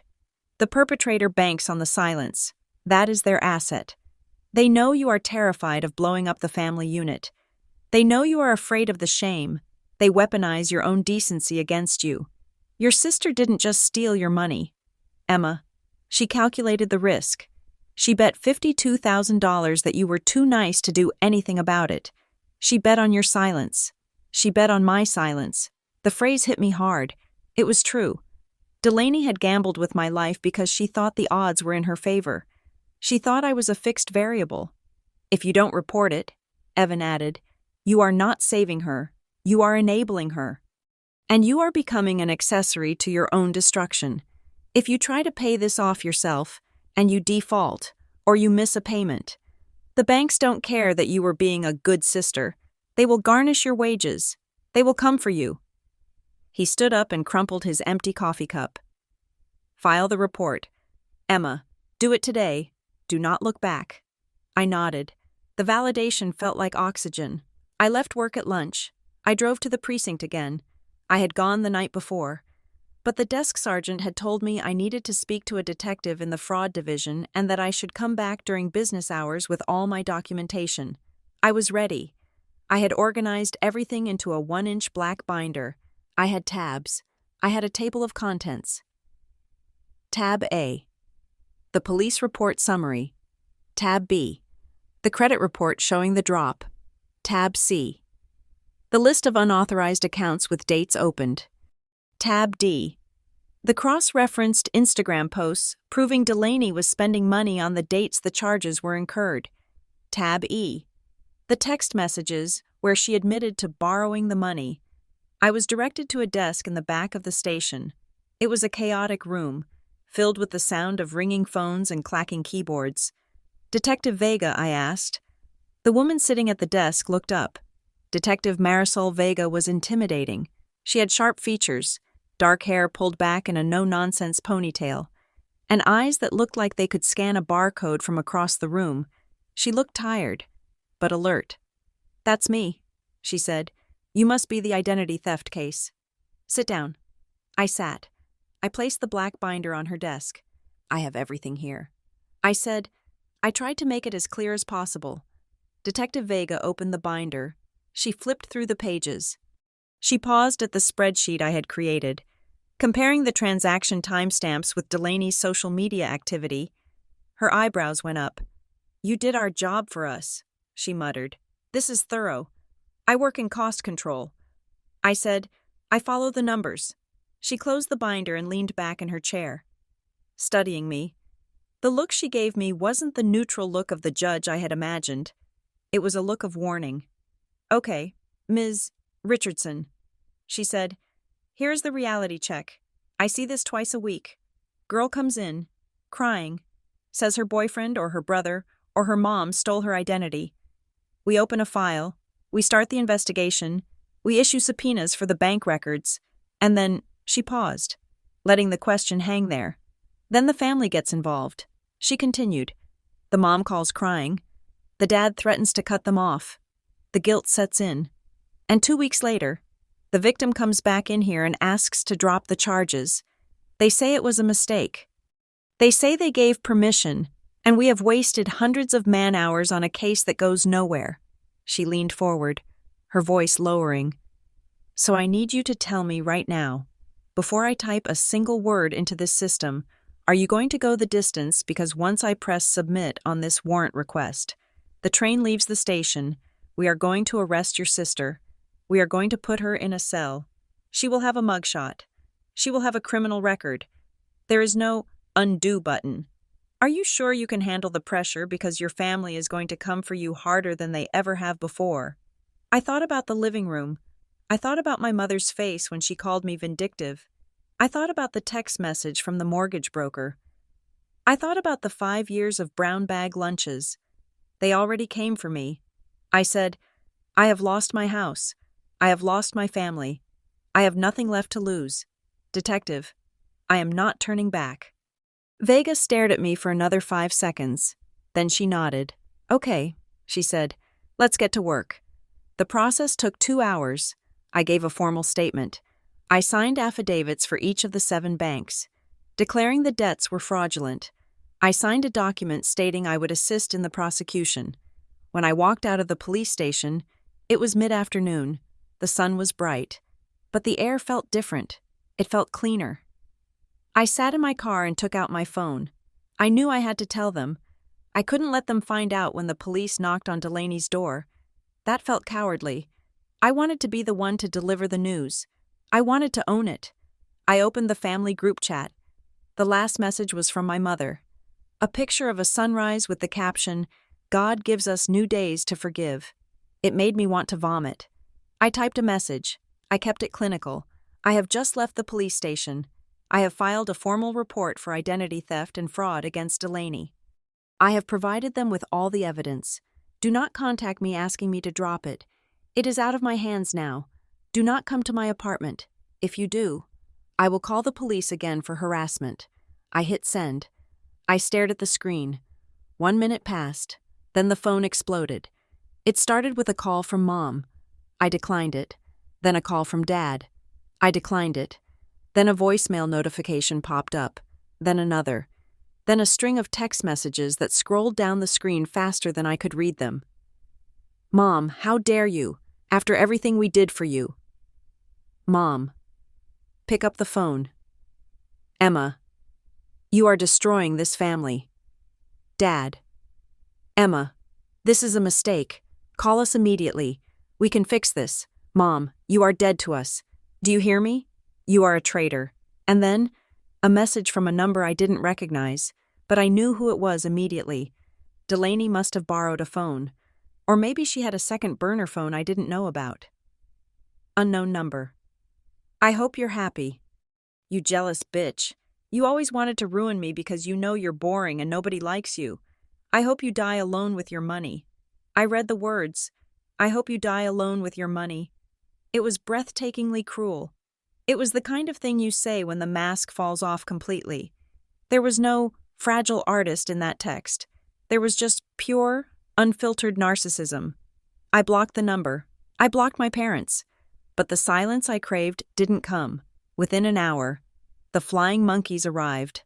My Aunt Linda, who hadn't called me on my birthday in 10 years, sent a long, rambling paragraph about forgiveness and how God watches those who persecute their kin. My cousin Mike sent a message saying, "Whoa, heard you went nuclear. That's cold." I realized then that Delaney and my parents were controlling the narrative. They were spinning a story to the extended family where I was the monster. They weren't telling people about the theft. They were probably saying I was suing Delaney over a misunderstanding, or that I was jealous of her success. I felt a wave of grief wash over me. It was a heavy physical sensation, like I was wading through wet concrete. I was grieving them. I was grieving the parents I wished I had, the sister I wished I had. I was grieving the illusion of the happy family that I had tried so hard to maintain. I drove home to my apartment. It was quiet. No one was there. For the first time, the silence didn't feel lonely. It felt safe. It felt like a fortress I had built to keep the chaos out. 2 days passed. The silence from the immediate family was absolute, enforced by my block list, but I could feel their rage radiating from across the city. On the third day, my phone rang. It was a local number. Ms. Richardson. "This is Detective Vega." My heart jumped. "Yes, Detective. Is everything okay? Did you find her?" "We located her," Vega said, her voice professional and clipped. "We are preparing to execute the warrant tomorrow morning, but that is not why I'm calling." There was a pause on the line. I heard the rustle of papers. "In the process of subpoenaing the records for the accounts you identified," Vega said, "we flagged some cross-references, specifically, an address history linked to one of the credit cards." "Address history?" I asked. "You mean my parents' house?" "No," Vega said. "There was another address listed as a secondary billing location about 2 years ago. We ran a check on it. It belongs to a woman named Sarah Jenkins. Do you know her?" The name sounded vaguely familiar. I racked my brain. "I think that was Delaney's old roommate." I said, "They lived together for about a year before Delaney moved back in with our parents. They had a big falling out. Delaney said Sarah was crazy and kicked her out." "Right," Vega said. Her tone was dry. "Well, I just got off the phone with Sarah Jenkins. It turns out, she didn't just kick Delaney out. She had a strikingly similar issue with her credit score right around the time your sister left." My grip on the phone tightened. "What are you saying I'm saying?" Vega said. "That you are not the first victim. Emma, you are just the first one who actually filed a report. Sarah didn't report it because she was embarrassed. She just ate the loss. But now that we have your case, she is willing to talk. This isn't just a family dispute anymore. This is a pattern. Your sister is a serial predator." I sat down on my couch. The room spun slightly. A serial predator. It wasn't just me. It wasn't just because I was the easy sister. It wasn't personal. It was just what she did. She consumed people. She used them up and moved on to the next host. "There is one more thing," Vega added, her voice dropping an octave. What I whispered. "The address for Sarah Jenkins. The bills that were sent there. We found an email chain in the recovered documents. Your father was copied on a correspondence regarding a past due notice for that address 2 years ago." I stopped breathing. "My father?" "Yes," Vega said. "It looks like he paid off a small portion of that debt to keep a collections agency from taking legal action against Delaney back then. He knew, Emma, he knew she had done this before, and he let her do it to you." The phone felt like a block of ice in my hand. He knew.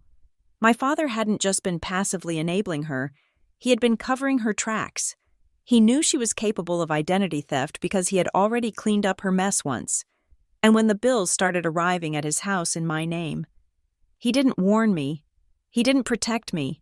He just watched it happen, hoping I would be as quiet as Sarah Jenkins.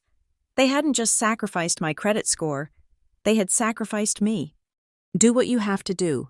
Detective," I said, my voice shaking with a cold, hard rage. "Get her. We will," Vega said. "Be ready. It's going to get ugly." I hung up the phone. I looked out the window at the city skyline. I was alone, yes, but for the first time, I wasn't confused. I saw the battlefield clearly, and I knew exactly who the enemy was. The fluorescent lights of the Stonebridge Ledger Works office had always been a comfort to me. They were steady, unwavering, and illuminated a world where logic ruled. But on Tuesday morning, 5 days after I walked out of my parents' house, that sanctuary was breached. It started with a calendar invite. Subject urgent personnel matter, from Janice Clark, Director of Human Resources. Location Conference Room B. My heart did not just sink, it plummeted. In the corporate world, urgent personnel matter is usually code for pack your box. Security is escorting you out. I stared at the screen, my hands hovering over the keyboard. I was a model employee. My reviews were impeccable. I had just saved the company 12% on the vendor contracts for Q4. There was no professional reason for this meeting, which meant it was personal.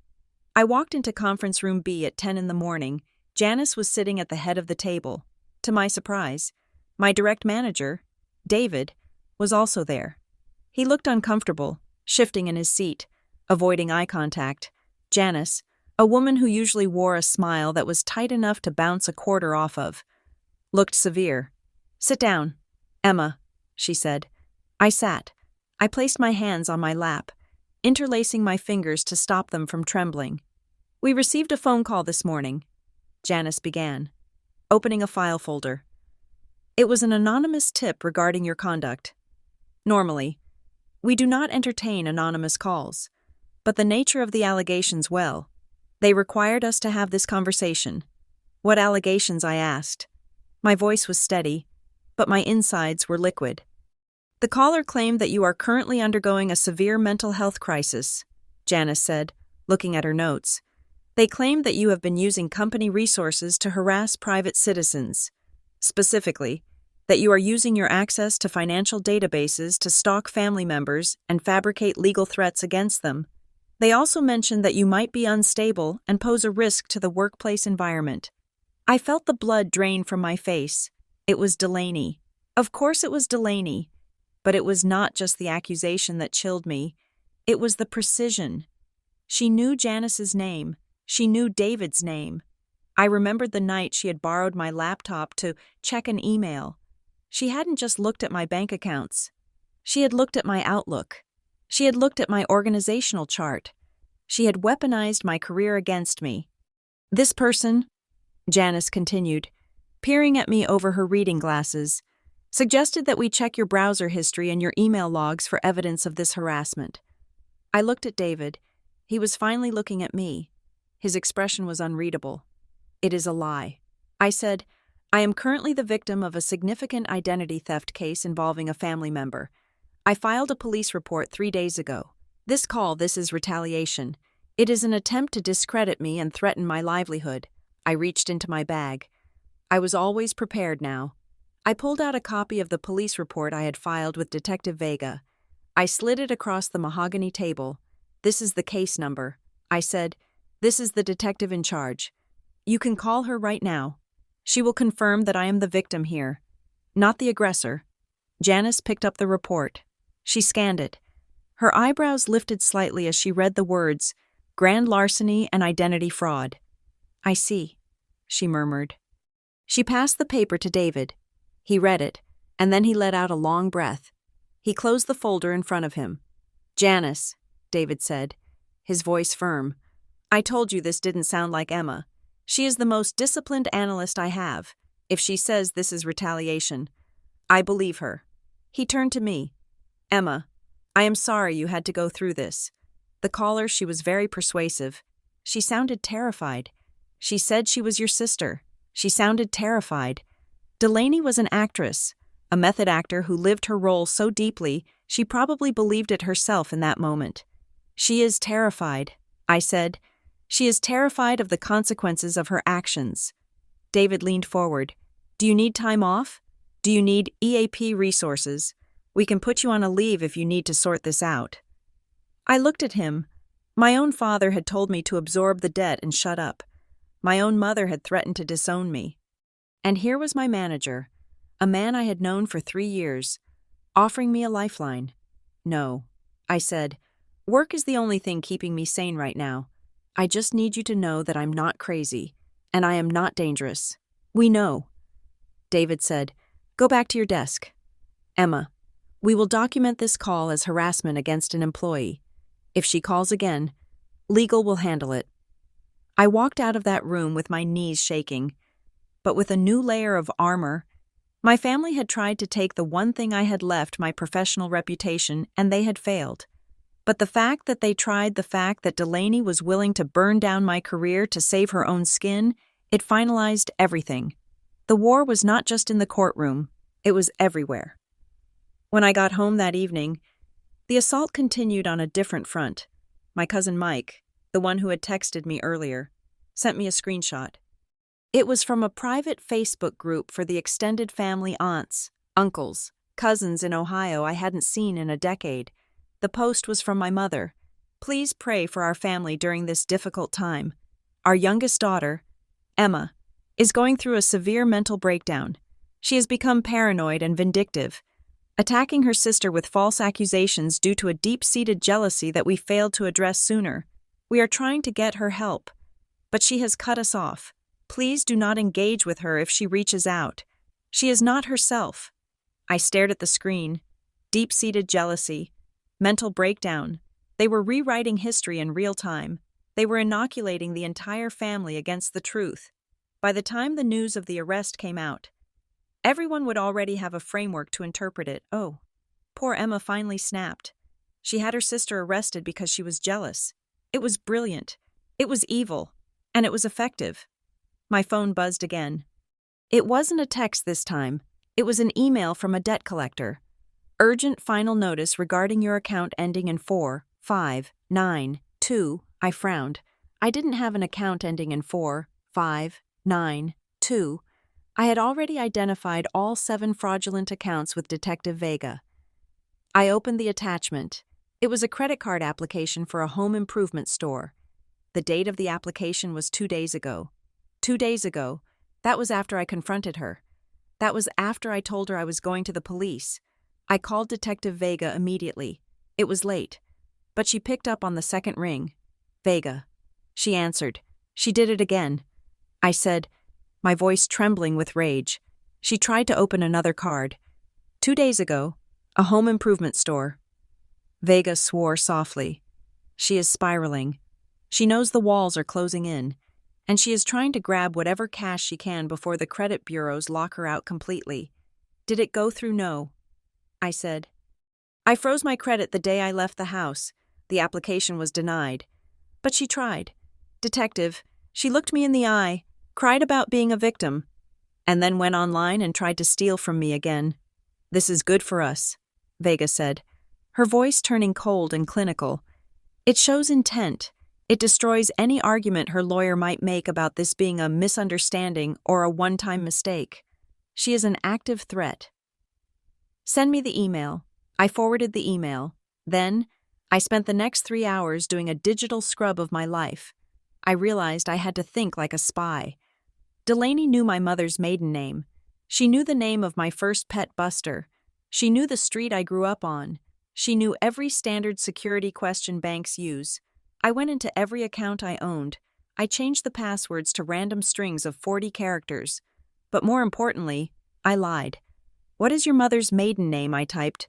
Purple dishwasher, 88. What was the name of your first high school? I typed. Velociraptor. 7. I wrote these lies down in a physical notebook that I locked in a fireproof box under my bed. I could trust nothing digital. I could trust no one who knew my history.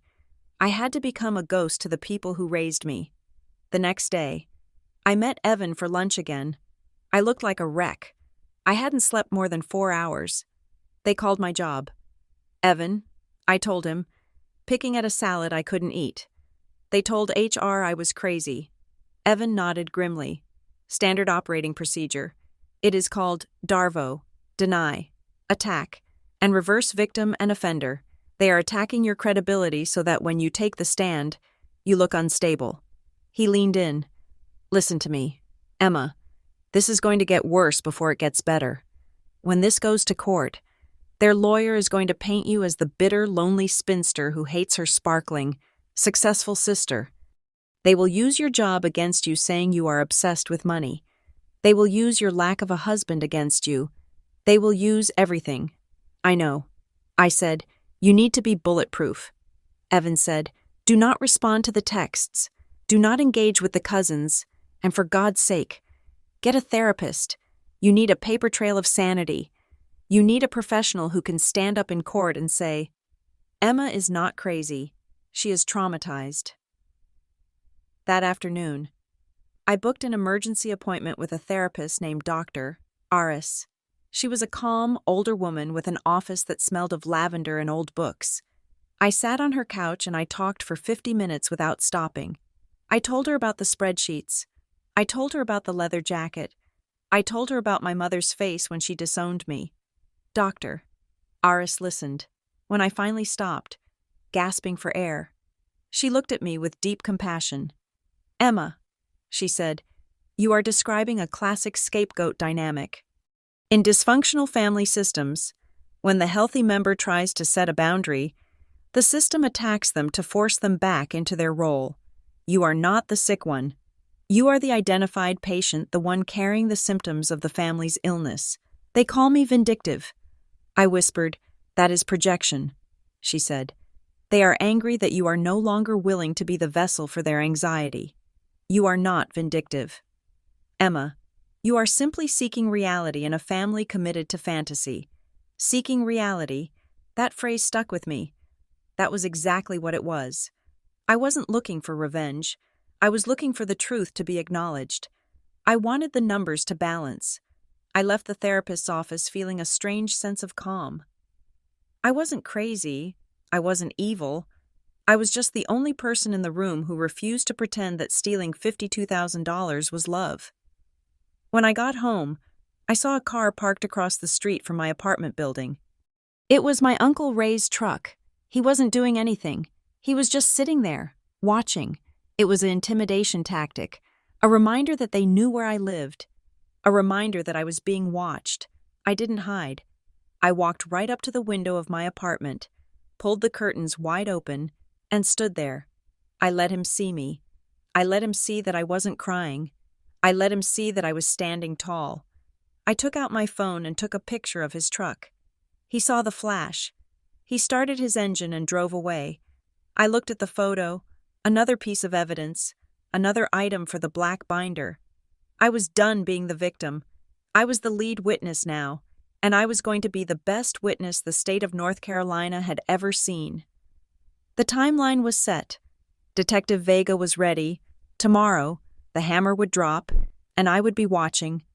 The precinct air conditioning was humming with a low, mechanical drone that I had started to associate with the dismantling of my life. I was sitting at Detective Vega's desk again. It had been 4 days since I filed the report, and the black binder I had given her was now sitting next to a much larger, thicker stack of manila folders. Vega looked different today. There was a grim set to her jaw, a sharpness in her eyes that told me we had moved past the preliminary investigation phase and into something far darker. She did not offer me coffee. She simply tapped the folder in front of her. "We found her," Vega said. I stiffened. "Delaney." "No," Vega said. "We know where Delaney is. We found Sarah Jenkins." The name hung in the air between us. Sarah Jenkins, the ghost from the past that Detective Vega had mentioned on the phone. The roommate Delaney had lived with 2 years ago, the one who had supposedly kicked her out for no reason. Vega opened the folder and slid a photograph across the desk. It was a picture of a woman about my age, with kind eyes and a nervous smile. She looked like a teacher, or maybe a nurse. She looked nice. She looked easy. "Sarah Jenkins is a pediatric nurse in Raleigh now," Vega said, her voice devoid of emotion. "We interviewed her yesterday. She was hesitant to talk at first. She was ashamed. She thought she was stupid for letting it happen." I felt a pang of recognition in my chest so sharp it almost hurt. Stupid. That was the word I had used for myself. Delaney lived with Sarah for 11 months. Vega continued. During that time, Sarah noticed small things going missing. Cash from her wallet, a debit card she thought she lost. She never suspected Delaney because Delaney was her best friend. Delaney was the fun one, the one who brought wine on Tuesday nights and listened to Sarah complain about her boyfriend. Vega flipped a page. By the time Delaney moved out, Sarah had 4 credit cards opened in her name. The total debt was $18,000. Sarah didn't report it. She confronted Delaney, and Delaney cried. She threatened suicide. She told Sarah that if she went to the police, she would kill herself. Sarah, being a nurse, being a caretaker, absorbed the debt. She took out a consolidation loan. She is still paying it off today. She lives in a studio apartment because she can't afford anything else. I stared at the picture of Sarah. I wasn't looking at a stranger. I was looking at a mirror image of myself. The pattern is identical. Emma, Vega said. She targets women who are stable, women who are independent, women who value relationships over money. She identifies the ones who are fixers, the ones who are proud of being the strong ones, and then she bleeds them dry. I felt a cold nausea settle in my stomach. For years, I had thought my dynamic with Delaney was special. I thought it was a complex, tangled web of sisterhood and shared history. I thought she resented me specifically. I thought she stole from me because she was jealous of my job, or my condo, or my relationship with our parents. But she didn't steal from me because I was Emma. She stole from me because I was available. I wasn't a sister to her. I was just a resource. I was a vein she could tap until it collapsed. Just like she had tapped Sarah. I wasn't special. I was just the next host organism. But that is not the worst of it, Vega said. I looked up. How can it be worse than a serial predator? Vega leaned forward. She pulled a single sheet of paper from the file. It was a photocopy of a canceled check. We traced the flow of funds from the credit card opened in your name at the Bank of America, Vega said. Most of it was consumer goods, clothes, travel, restaurants, the usual narcissist spending spree, but there was one charge that stood out. A payment of $2,450 made 3 months ago. She pointed to the payee line on the check. Do you recognize this company, she asked. Miller Sons Roofing. My blood turned to ice. I knew that name. I knew it intimately.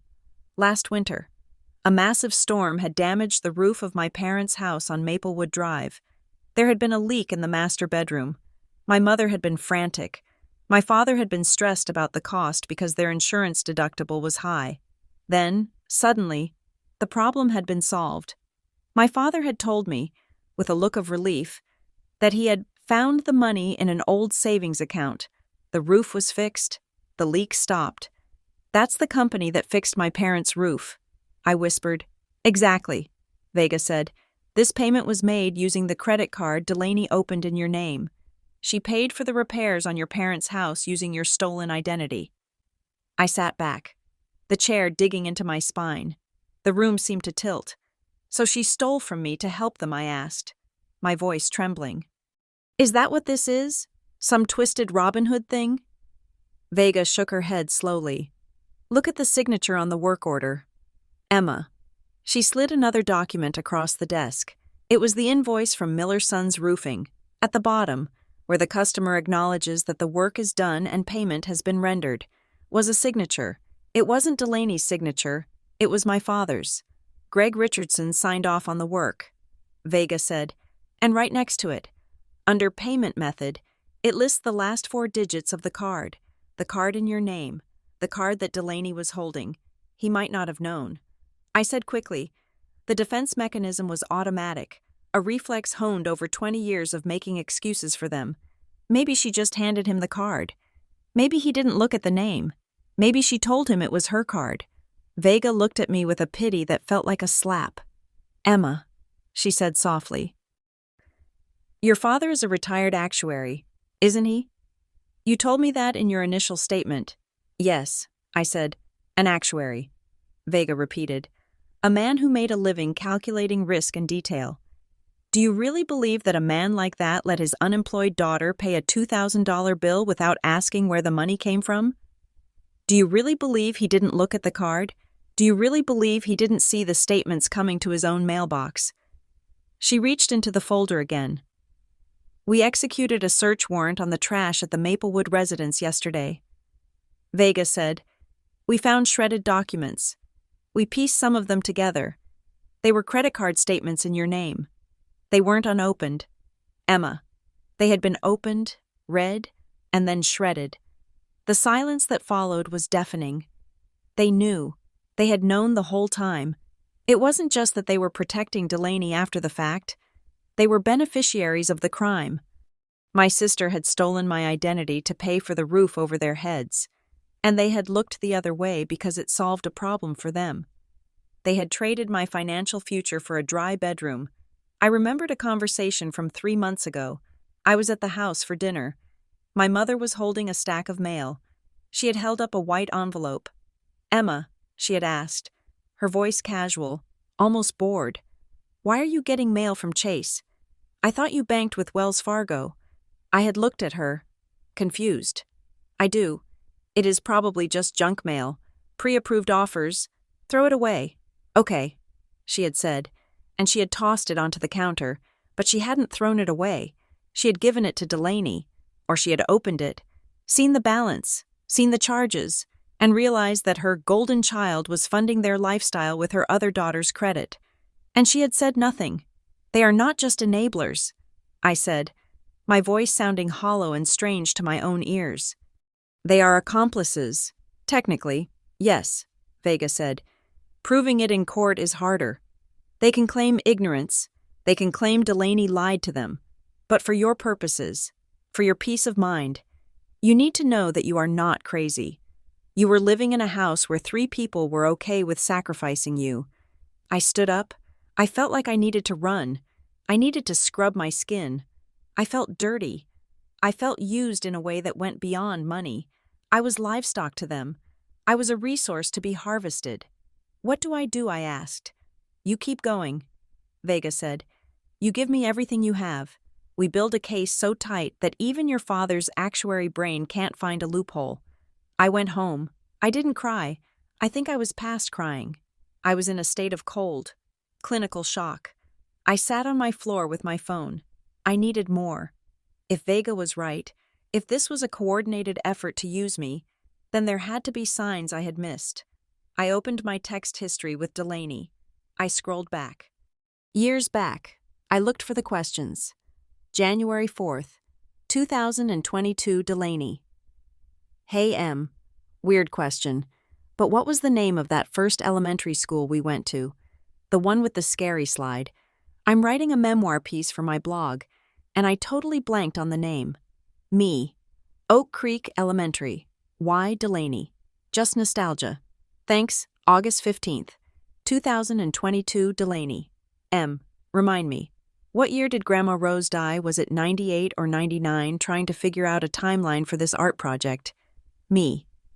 99, September, March 3rd, 2023.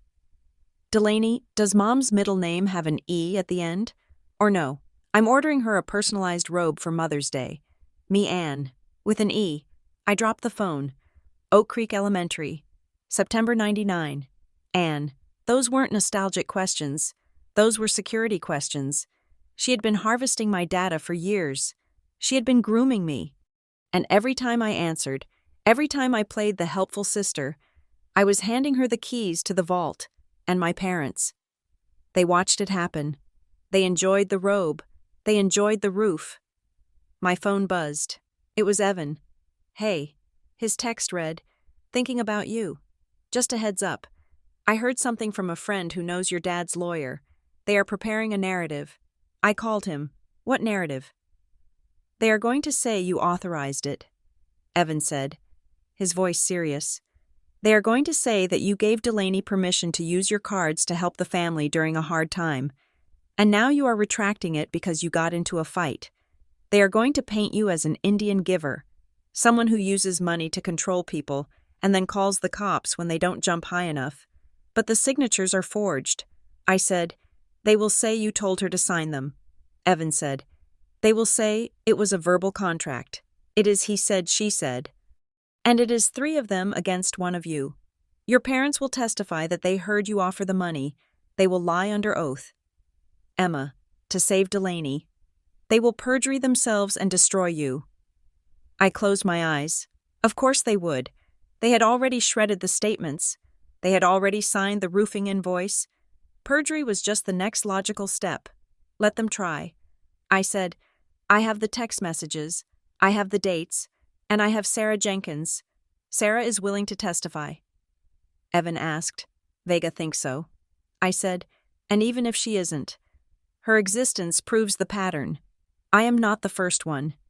Evan, I am just the first one who fought back. I hung up. I walked into my bedroom. I looked at the small box of keepsakes I kept on my dresser.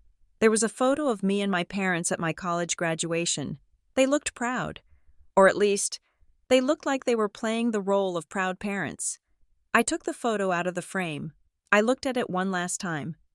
I realized the grief I'd been carrying for the last week had been aimed at the wrong thing. I wasn't mourning the loss of my parents. I was mourning the loss of the people I believed they were. I was mourning a fantasy. The people in that photo, the loving father, the supportive mother, never existed. They were roles performed by two survivalists, the kind who would sacrifice one child to appease the other just to keep the peace. I opened the photo on my computer. I didn't split it down the middle. I didn't erase Delaney. I removed myself. With slow, meticulous care, I traced my own outline and separated it cleanly from the rest. My mother, my father, and Delaney still standing together, still smiling at a future I wasn't funding anymore. I deleted the original file and saved the cutout of me as its own image. Then I printed it and pinned it to my vision board, right next to the picture of the condo I was going to buy. I am the evidence, I said to the empty room. The truth was blacker than I had imagined. It wasn't just theft, it was a conspiracy. But knowing it gave me a strange, cold strength. Hope is a dangerous thing when it is placed in the hands of people who hurt you. Losing that hope was painful, like lancing a boil, but the relief that followed was instant. I didn't need them to love me. I didn't need them to apologize. I just needed to win. And with the roof invoice, the shredded mail, and the ghost of Sarah Jenkins, I finally had the ammunition to burn their fortress to the ground. I went to sleep that night without checking the locks 3 times. I knew the monsters weren't under the bed. They were at 1402 Maplewood Drive. And for the first time in my life, I wasn't afraid of them. I was coming for them. The summons arrived on a Tuesday, delivered by a process server who looked like he would rather be anywhere else. It was a single, crisp envelope. Inside, the document was heavy, the paper stock thick and official. State of North Carolina versus Delaney Richardson. Holding it in my hand, standing in the narrow hallway of my apartment, felt like holding a live grenade. This was no longer a dispute. It was no longer a family argument that could be settled over a roast beef dinner or a tearful apology. It was the state. It was the law. It was a machine that, once started, could not be turned off by a mother's guilt or a father's stern look. The hearing was scheduled for 9 a.m. on October 14th. 2 hours after the server left, my phone buzzed. It was my father. He had not called me since the day I blocked him, but he had found a way around it. He used his old work email, the one I had whitelisted years ago for emergency contacts. Subject: Before it is too late. I opened it. The body of the email was short. Emma, we know the date is set. You need to come over tonight. We need to sit down and talk this through like adults, before you make a mistake you cannot undo. We can still fix this. Come home. Let's settle this quietly. I stared at the words. Come home. It was a masterclass in manipulation. He wasn't asking me to come to a house. He was asking me to return to a state of being. He was asking me to come back to the role of the obedient daughter. He was asking me to come back to the version of Emma who fixed things, who absorbed shocks, who smoothed over the cracks in the family foundation so that Delaney could dance on top of it. But the tone wasn't pleading. It was controlling. Before you make a mistake, he was still framing it as my error. In his mind, the crime wasn't the theft of $52,000. The crime was the reporting of it. The sin wasn't the fraud. The sin was the exposure. I didn't reply. I deleted the email, but my hand shook as I did it. That night, the whispers from the extended family reached me.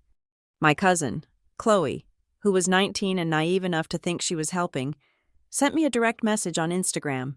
Hey Em, she wrote, I don't know what's going on, but Aunt Marjorie is telling everyone that you're having a breakdown. She told Grandma that you're doing this because you've always been jealous of Delaney's art career and that you gave her permission to use the cards, but now you're lying about it to punish her. They are saying they have witnesses. They are saying they are going to testify that they heard you say it. Just wanted you to know. I put the phone down on my kitchen counter. The cold marble felt good against my forehead as I leaned against it. They were going to lie. I knew it. Theoretically. Evan had warned me. Detective Vega had warned me. But hearing it confirmed that my parents were actively scripting a false reality to present to a judge hit me with the force of a physical blow. They weren't just going to defend Delaney. They were going to assassinate my character. They were going to paint me as the bitter, barren spinster who couldn't stand her sister's shine. For a moment, in the dark of my kitchen, I wavered. It wasn't because I was afraid of losing the case. I had the evidence. I had the timestamps. I had the forensic accounting. I wavered because I was terrified of the silence that would come after. If I walked into that courtroom, if I sat in the witness box and watched my parents lie under oath, there would be no going back. The bridge wouldn't just be burned. The earth on either side would be salted. I would never have a Christmas morning with them again. I would never have a father to walk me down the aisle if I ever got married. I would be an orphan in every way that mattered. Except I would know exactly where my parents were, and I would know they chose a thief over me. The loneliness felt vast and swallowing. Was $50,000 worth losing your history? Was justice worth the cold? I sat there for an hour, the silence of my apartment pressing in on me. Then, I opened the black binder. I flipped to the back, to the photo of Sarah Jenkins. I looked at her kind, tired face. I thought about her living in a studio apartment, paying off a consolidation loan for a debt she didn't create, terrified to speak up because she thought she was stupid. If I stopped now, if I let my father bully me into settling this quietly, Delaney would walk free. She would learn that she was untouchable, and in 6 months, or a year, she would find another Sarah. She would find another friend, another roommate, another partner, and she would do it again. She would drain them, discard them, and move on. You aren't just protecting yourself. Detective Vega had told me, you are stopping her from making the next victim. I wasn't doing this for the Emma who missed her mom. I was doing this for the next Sarah. I closed the binder. The wavering stopped. The fear was still there, but it had hardened into something useful. It had hardened into resolve. The morning of the hearing. I woke up at 5 o'clock. I didn't eat breakfast. My stomach was a knot of tension that refused to accept food. I showered, the hot water doing nothing to warm the deep chill in my bones. I went to my closet. I didn't choose the soft, approachable cardigans I used to wear to Sunday dinners. I didn't choose the floral prints my mother always said made me look sweet. I chose a charcoal gray suit. It was tailored, sharp, and severe. It was the suit I wore when I had to present bad news to the board of directors. It was armor. I pulled my hair back into a tight, low bun. I put on makeup, not to look pretty, but to look impenetrable. I put on my heels black pumps that clicked with a menacing authority against the floorboards. I looked in the mirror. The woman staring back at me didn't look like a daughter. She looked like a witness. She looked like the cost control specialist who had found a discrepancy and was here to correct it. I drove to the courthouse in silence. I didn't listen to the radio. I needed my mind clear. I met Evan outside the main entrance. He was wearing a suit too, looking more like a lawyer than I had ever seen him. He handed me a cup of black coffee. "Ready?" he asked. "No," I said, "but I'm going in." "Remember the rules," Evan said, his voice low as we walked toward the revolving doors. "They are going to try to bait you. They might whisper things. They might make faces. Do not react. You are a statue. You are data. Data doesn't have feelings. Data doesn't get angry. Let the judge ask the questions. Let the paper trail do the screaming. I can do that." I said, "I am good at data." We walked into the lobby. It was a cavernous space, filled with the echo of footsteps and the low murmur of anxious conversations. People were everywhere, lawyers checking their watches. defendants looking at the floor, families huddled in tight, fearful circles. We approached the security checkpoint. I took off my belt. I put my purse on the conveyor belt. I took off my watch. I walked through the metal detector. It didn't beep. I gathered my things on the other side. As I put my watch back on, I felt a strange sense of finality. Passing through that metal detector felt like crossing the river Styx. I was leaving the world of the living, the world of messy, forgiving human relationships, and entering the underworld of absolute judgment. We took the elevator to the 4th floor, courtroom 4B. The hallway was crowded. I kept my eyes straight ahead. I didn't want to see them before I had to. "Just keep walking," Evan whispered, his hand hovering near my elbow but not touching it. A silent guardrail. We pushed open the heavy double doors. The courtroom was freezing. It smelled of floor wax and old wood, a scent that I would forever associate with the death of my family. I walked down the center aisle. I felt the eyes on me, and then I saw them. They were sitting in the front row, directly behind the defense table. My mother was wearing a pearl necklace and a soft blue dress, the same innocent mother costume she had worn during the first hearing. My father was in his Sunday suit, looking grave and respectable. Delaney was sitting at the table next to her public defender, looking small and fragile. They looked like a portrait of American decency. They looked like the victims. I walked to the prosecution side. I sat down next to Detective Vega. She nodded at me, a microscopic dip of her chin. "Ready to rock," she murmured. I looked across the aisle. My mother turned her head. Her eyes locked onto mine. There was no love in that gaze. There was no, "Come home, Emma." There was a cold, hard promise of destruction. She looked at me the way a gardener looks at a weed that has refused to die. She leaned over and whispered something to my father. He nodded, his jaw set in a line of grim determination. The bailiff announced the judge. "All rise for the Honorable Renee Whitfield." We stood. The judge swept in, her black robes billowing. She sat down, adjusted her glasses, and looked out at the courtroom. "Be seated," she said. We sat. The preliminary motions began. It was a blur of legal jargon, objections, and sustained rulings. I tuned it out. I was focusing on my breathing. In for 4 counts, out for 4 counts. Then, it was time. Delaney's lawyer, a man who looked like he was trying too hard to be charming, stood up, "Your Honor," he said, his voice smooth. "Before we proceed with the sentencing recommendations, we have 2 character witnesses who wish to make a statement regarding the defendant's background and the unique family circumstances surrounding these charges." Judge Whitfield looked over her glasses. "Who are the witnesses?" "The defendant's parents," the lawyer said. "Greg and Marjorie Richardson." My heart slammed against my ribs. This was it. This was the ambush. "They may approach," the judge said. I watched my parents stand up. They moved in perfect synchronization, a unit of 2. They walked to the podium that stood in the center of the room, between the prosecution and the defense. They stood there, their backs to me. My mother adjusted the microphone. She sniffed, a delicate, practiced sound of distress. "Your Honor," she began, her voice trembling just the right amount. "We are here today with heavy hearts. We love both of our daughters. But we feel it is necessary to speak the truth about what happened, because the story you have on paper is not the whole story." She paused, and then she turned. She turned her body just enough so that she was looking directly at me. "Delaney made mistakes," my mother said, her voice gaining strength, becoming sharper. "But she did not steal. We knew about the cards.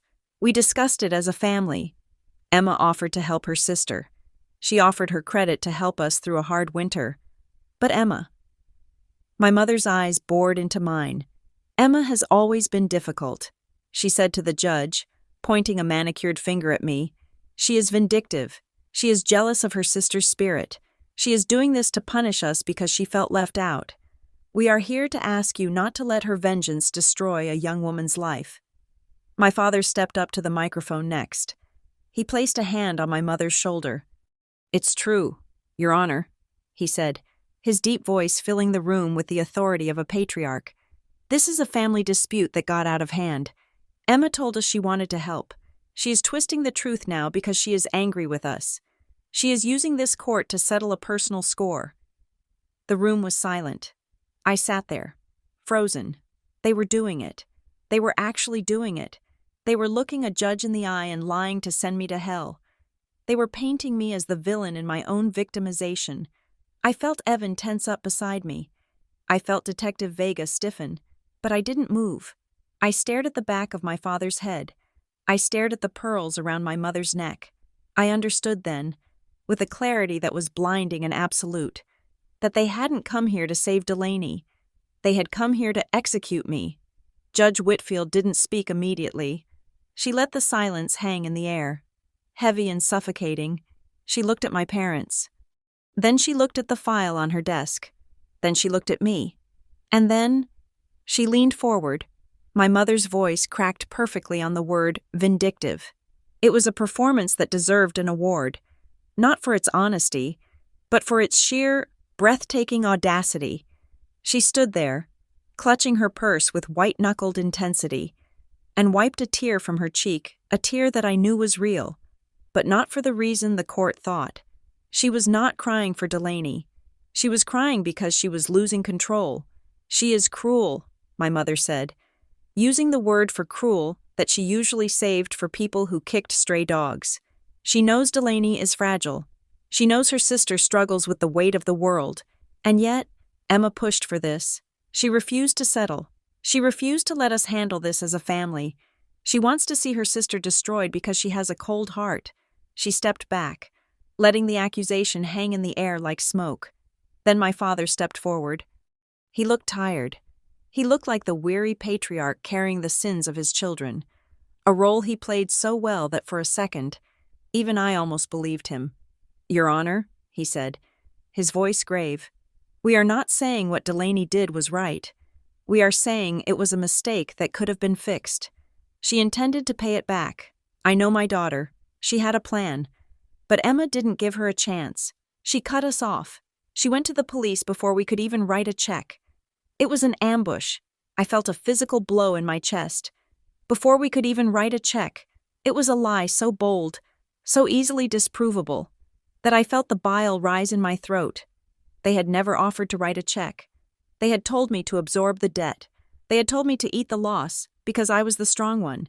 My father had stood in his living room and told me that suing my sister would make me an orphan. I looked at Evan. His jaw was clenched tight. I looked at Detective Vega. She was writing furiously on her notepad, her pen digging into the paper. I wanted to stand up. I wanted to scream. I wanted to pull out the text messages where my father told me to just let it go.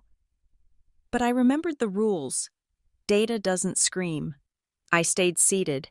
I kept my face blank. I let their lies wash over me, knowing that the truth was sitting in a black binder on the judge's desk. The defense attorney nodded solemnly. "Thank you, Mr. and Mrs. Richardson, Your Honor. As you can see, this is a complex family dynamic. We ask for leniency. We ask that the court sees this for what it is, a sisterly dispute that should never have entered the criminal justice system." My parents sat down. They looked righteous. They looked relieved. They thought they had done it. They thought they had shamed me into silence and charmed the judge into submission. Judge Renee Whitfield did not speak. The silence that followed was not the respectful silence of a church. It was the heavy, pressurized silence of a bomb squad analyzing a wire. Judge Whitfield leaned back in her chair. She took off her reading glasses. She did not look at the defense attorney. She did not look at Delaney. She looked directly at my parents. She picked up a file. It was the victim impact statement I had submitted, along with the financial forensic report Detective Vega had compiled. "Mr. and Mrs. Richardson," Judge Whitfield said. Her voice was quiet. It was not the booming voice of TV judges. It was the calm, terrifying voice of a woman who had heard every lie in the book and was bored by them. "You spoke very passionately about family. You spoke about the need to protect one another.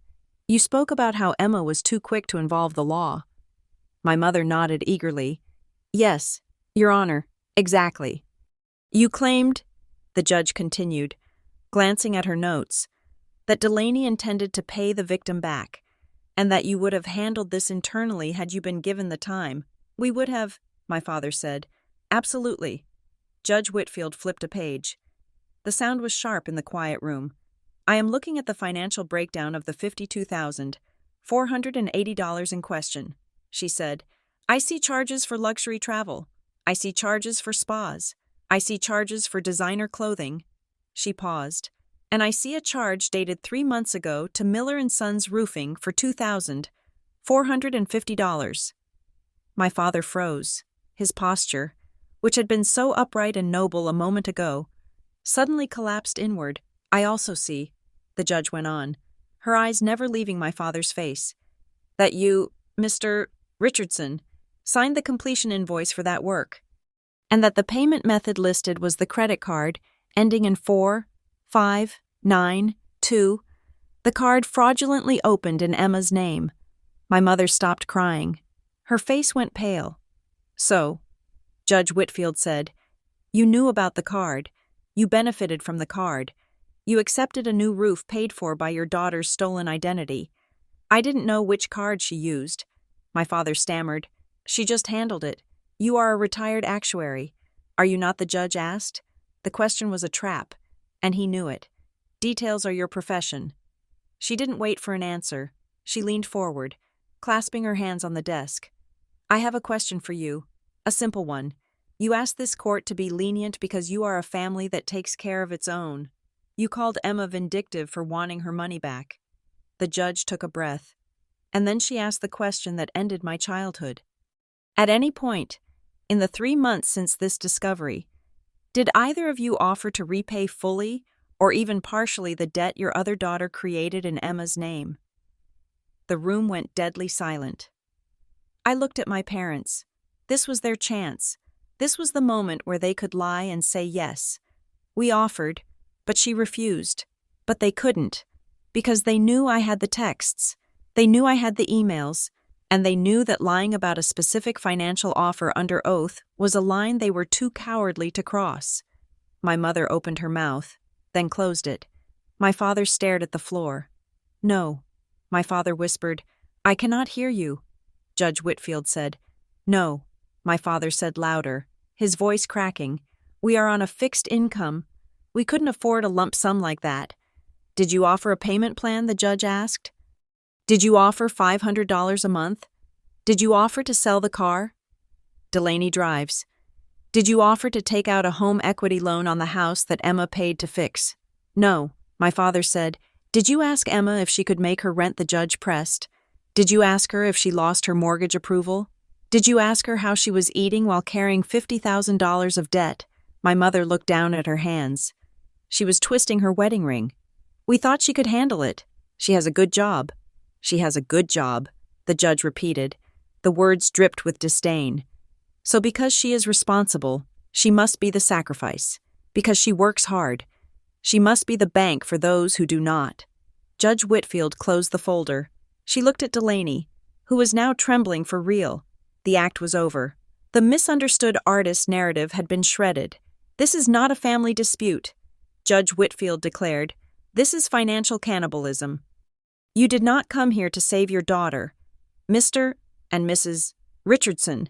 You came here to ask the court to validate your exploitation of the victim. You wanted the state to tell Emma that she was wrong for refusing to be robbed. She turned to Delaney. Delaney Richardson, please stand. Delaney stood up. She looked small. She looked terrified. You relied on your sister's silence, the judge said. You relied on the fact that she loved you. That makes this crime particularly ugly. You didn't just steal her money. You stole her trust, and you did it with the tacit approval of the people who were supposed to protect her. The judge looked at the defense attorney. I am rejecting the request for a suspended sentence, she said. My mother gasped. The defendant will serve 5 years of supervised probation. Judge Whitfield ordered.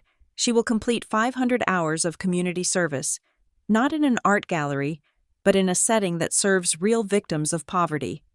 And she will pay restitution in the amount of $1,000 per month until the debt is satisfied. if she misses a single payment. She will serve the remainder of her sentence in the Mecklenburg County Jail. Then, the judge looked at me. Her expression softened. Just a fraction. And as part of the probation, she added, I am issuing a permanent no-contact order. The defendant is to have no contact with Emma Richardson, no calls, no texts, no third-party messages through family members.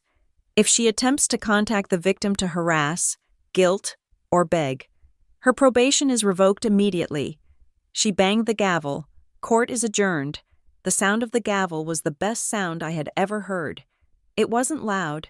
It was final. I stood up. My legs felt shaky, but I didn't fall. Detective Vega turned to me and smiled. It was a real smile this time. We got her, she said, and we got them. I looked across the aisle one last time. My parents were still sitting there. My mother was sobbing openly now, but she wasn't looking at me.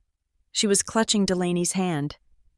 My father was staring at the judge's empty chair, looking like a man who had just realized his insurance policy had lapsed. They didn't look at me. They couldn't. The judge had stripped them naked in front of the world. She had exposed their love for what it was, a transaction where I was the currency. I didn't wait for them to notice me. I turned my back on them. I walked up the aisle, my heels clicking on the floor. I walked past the defense table. I walked past the weeping mother and the silent father. I walked out the double doors. I walked out of the courthouse and into the bright, blinding sunlight of North Carolina. I took a deep breath. The air tasted sweet. It tasted like zero balance. The recovery wasn't overnight. Fixing a credit score is like healing a broken bone. It takes time, calcium, and patience. For the next 2 years, I lived quietly. I paid my bills. I documented the restitution checks that came from the state, funded by Delaney's wages from her new job at a call center, a job she couldn't quit because the court was watching. My score crept up, 550, 600, 680, 720. I didn't buy the condo I had originally wanted.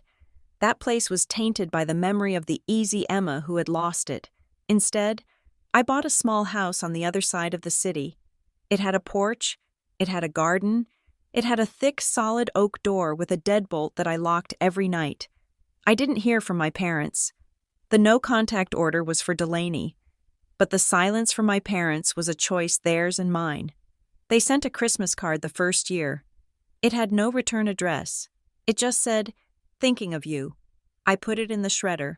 I didn't want their thoughts. I didn't want their performative guilt. I started therapy. I stopped using spreadsheets to hide from my feelings and started using them to build a life that was actually mine. I made new friends, friends who didn't know Delaney, friends who liked me not because I was useful, but because I was Emma. One afternoon, 3 years after the trial, I was sitting on my porch, drinking tea. My phone buzzed. It was an alert from my credit monitoring app. My heart gave that old, familiar lurch of panic. I picked it up. It wasn't a fraud alert. "Congratulations. Your credit score has reached 800. I stared at the number. 800. Perfect. Secure. Mine. I looked out at my garden. The hydrangeas were blooming, big blue heads nodding in the wind. I had planted them myself. I had watered them. I had pruned them. I realized then that I wasn't vindictive. I wasn't cruel. I was just a gardener who had finally pulled the weeds so the flowers could breathe. My parents and Delaney were still out there, probably telling a story about how I had abandoned them, how I had broken the family. Let them tell it. I didn't care about the story anymore. I had the truth, I had the house, and most importantly, for the first time in 30 years, the only name on the deed was mine. Thank you so much for listening to my story. It was a long journey from that courtroom to my front porch. But I'm glad I could share it with you. I would love to know where you are listening from today. Are you tuning in from the drive home? Or maybe while doing your own garden work? Please leave a comment below and let's chat. And if you enjoyed seeing justice served, please make sure to subscribe to the Kate Revenge Stories channel. Like this video, and hit that hype button so we can get this story out to more people who might need to hear that it is okay to choose yourself. Stay strong and protect your peace.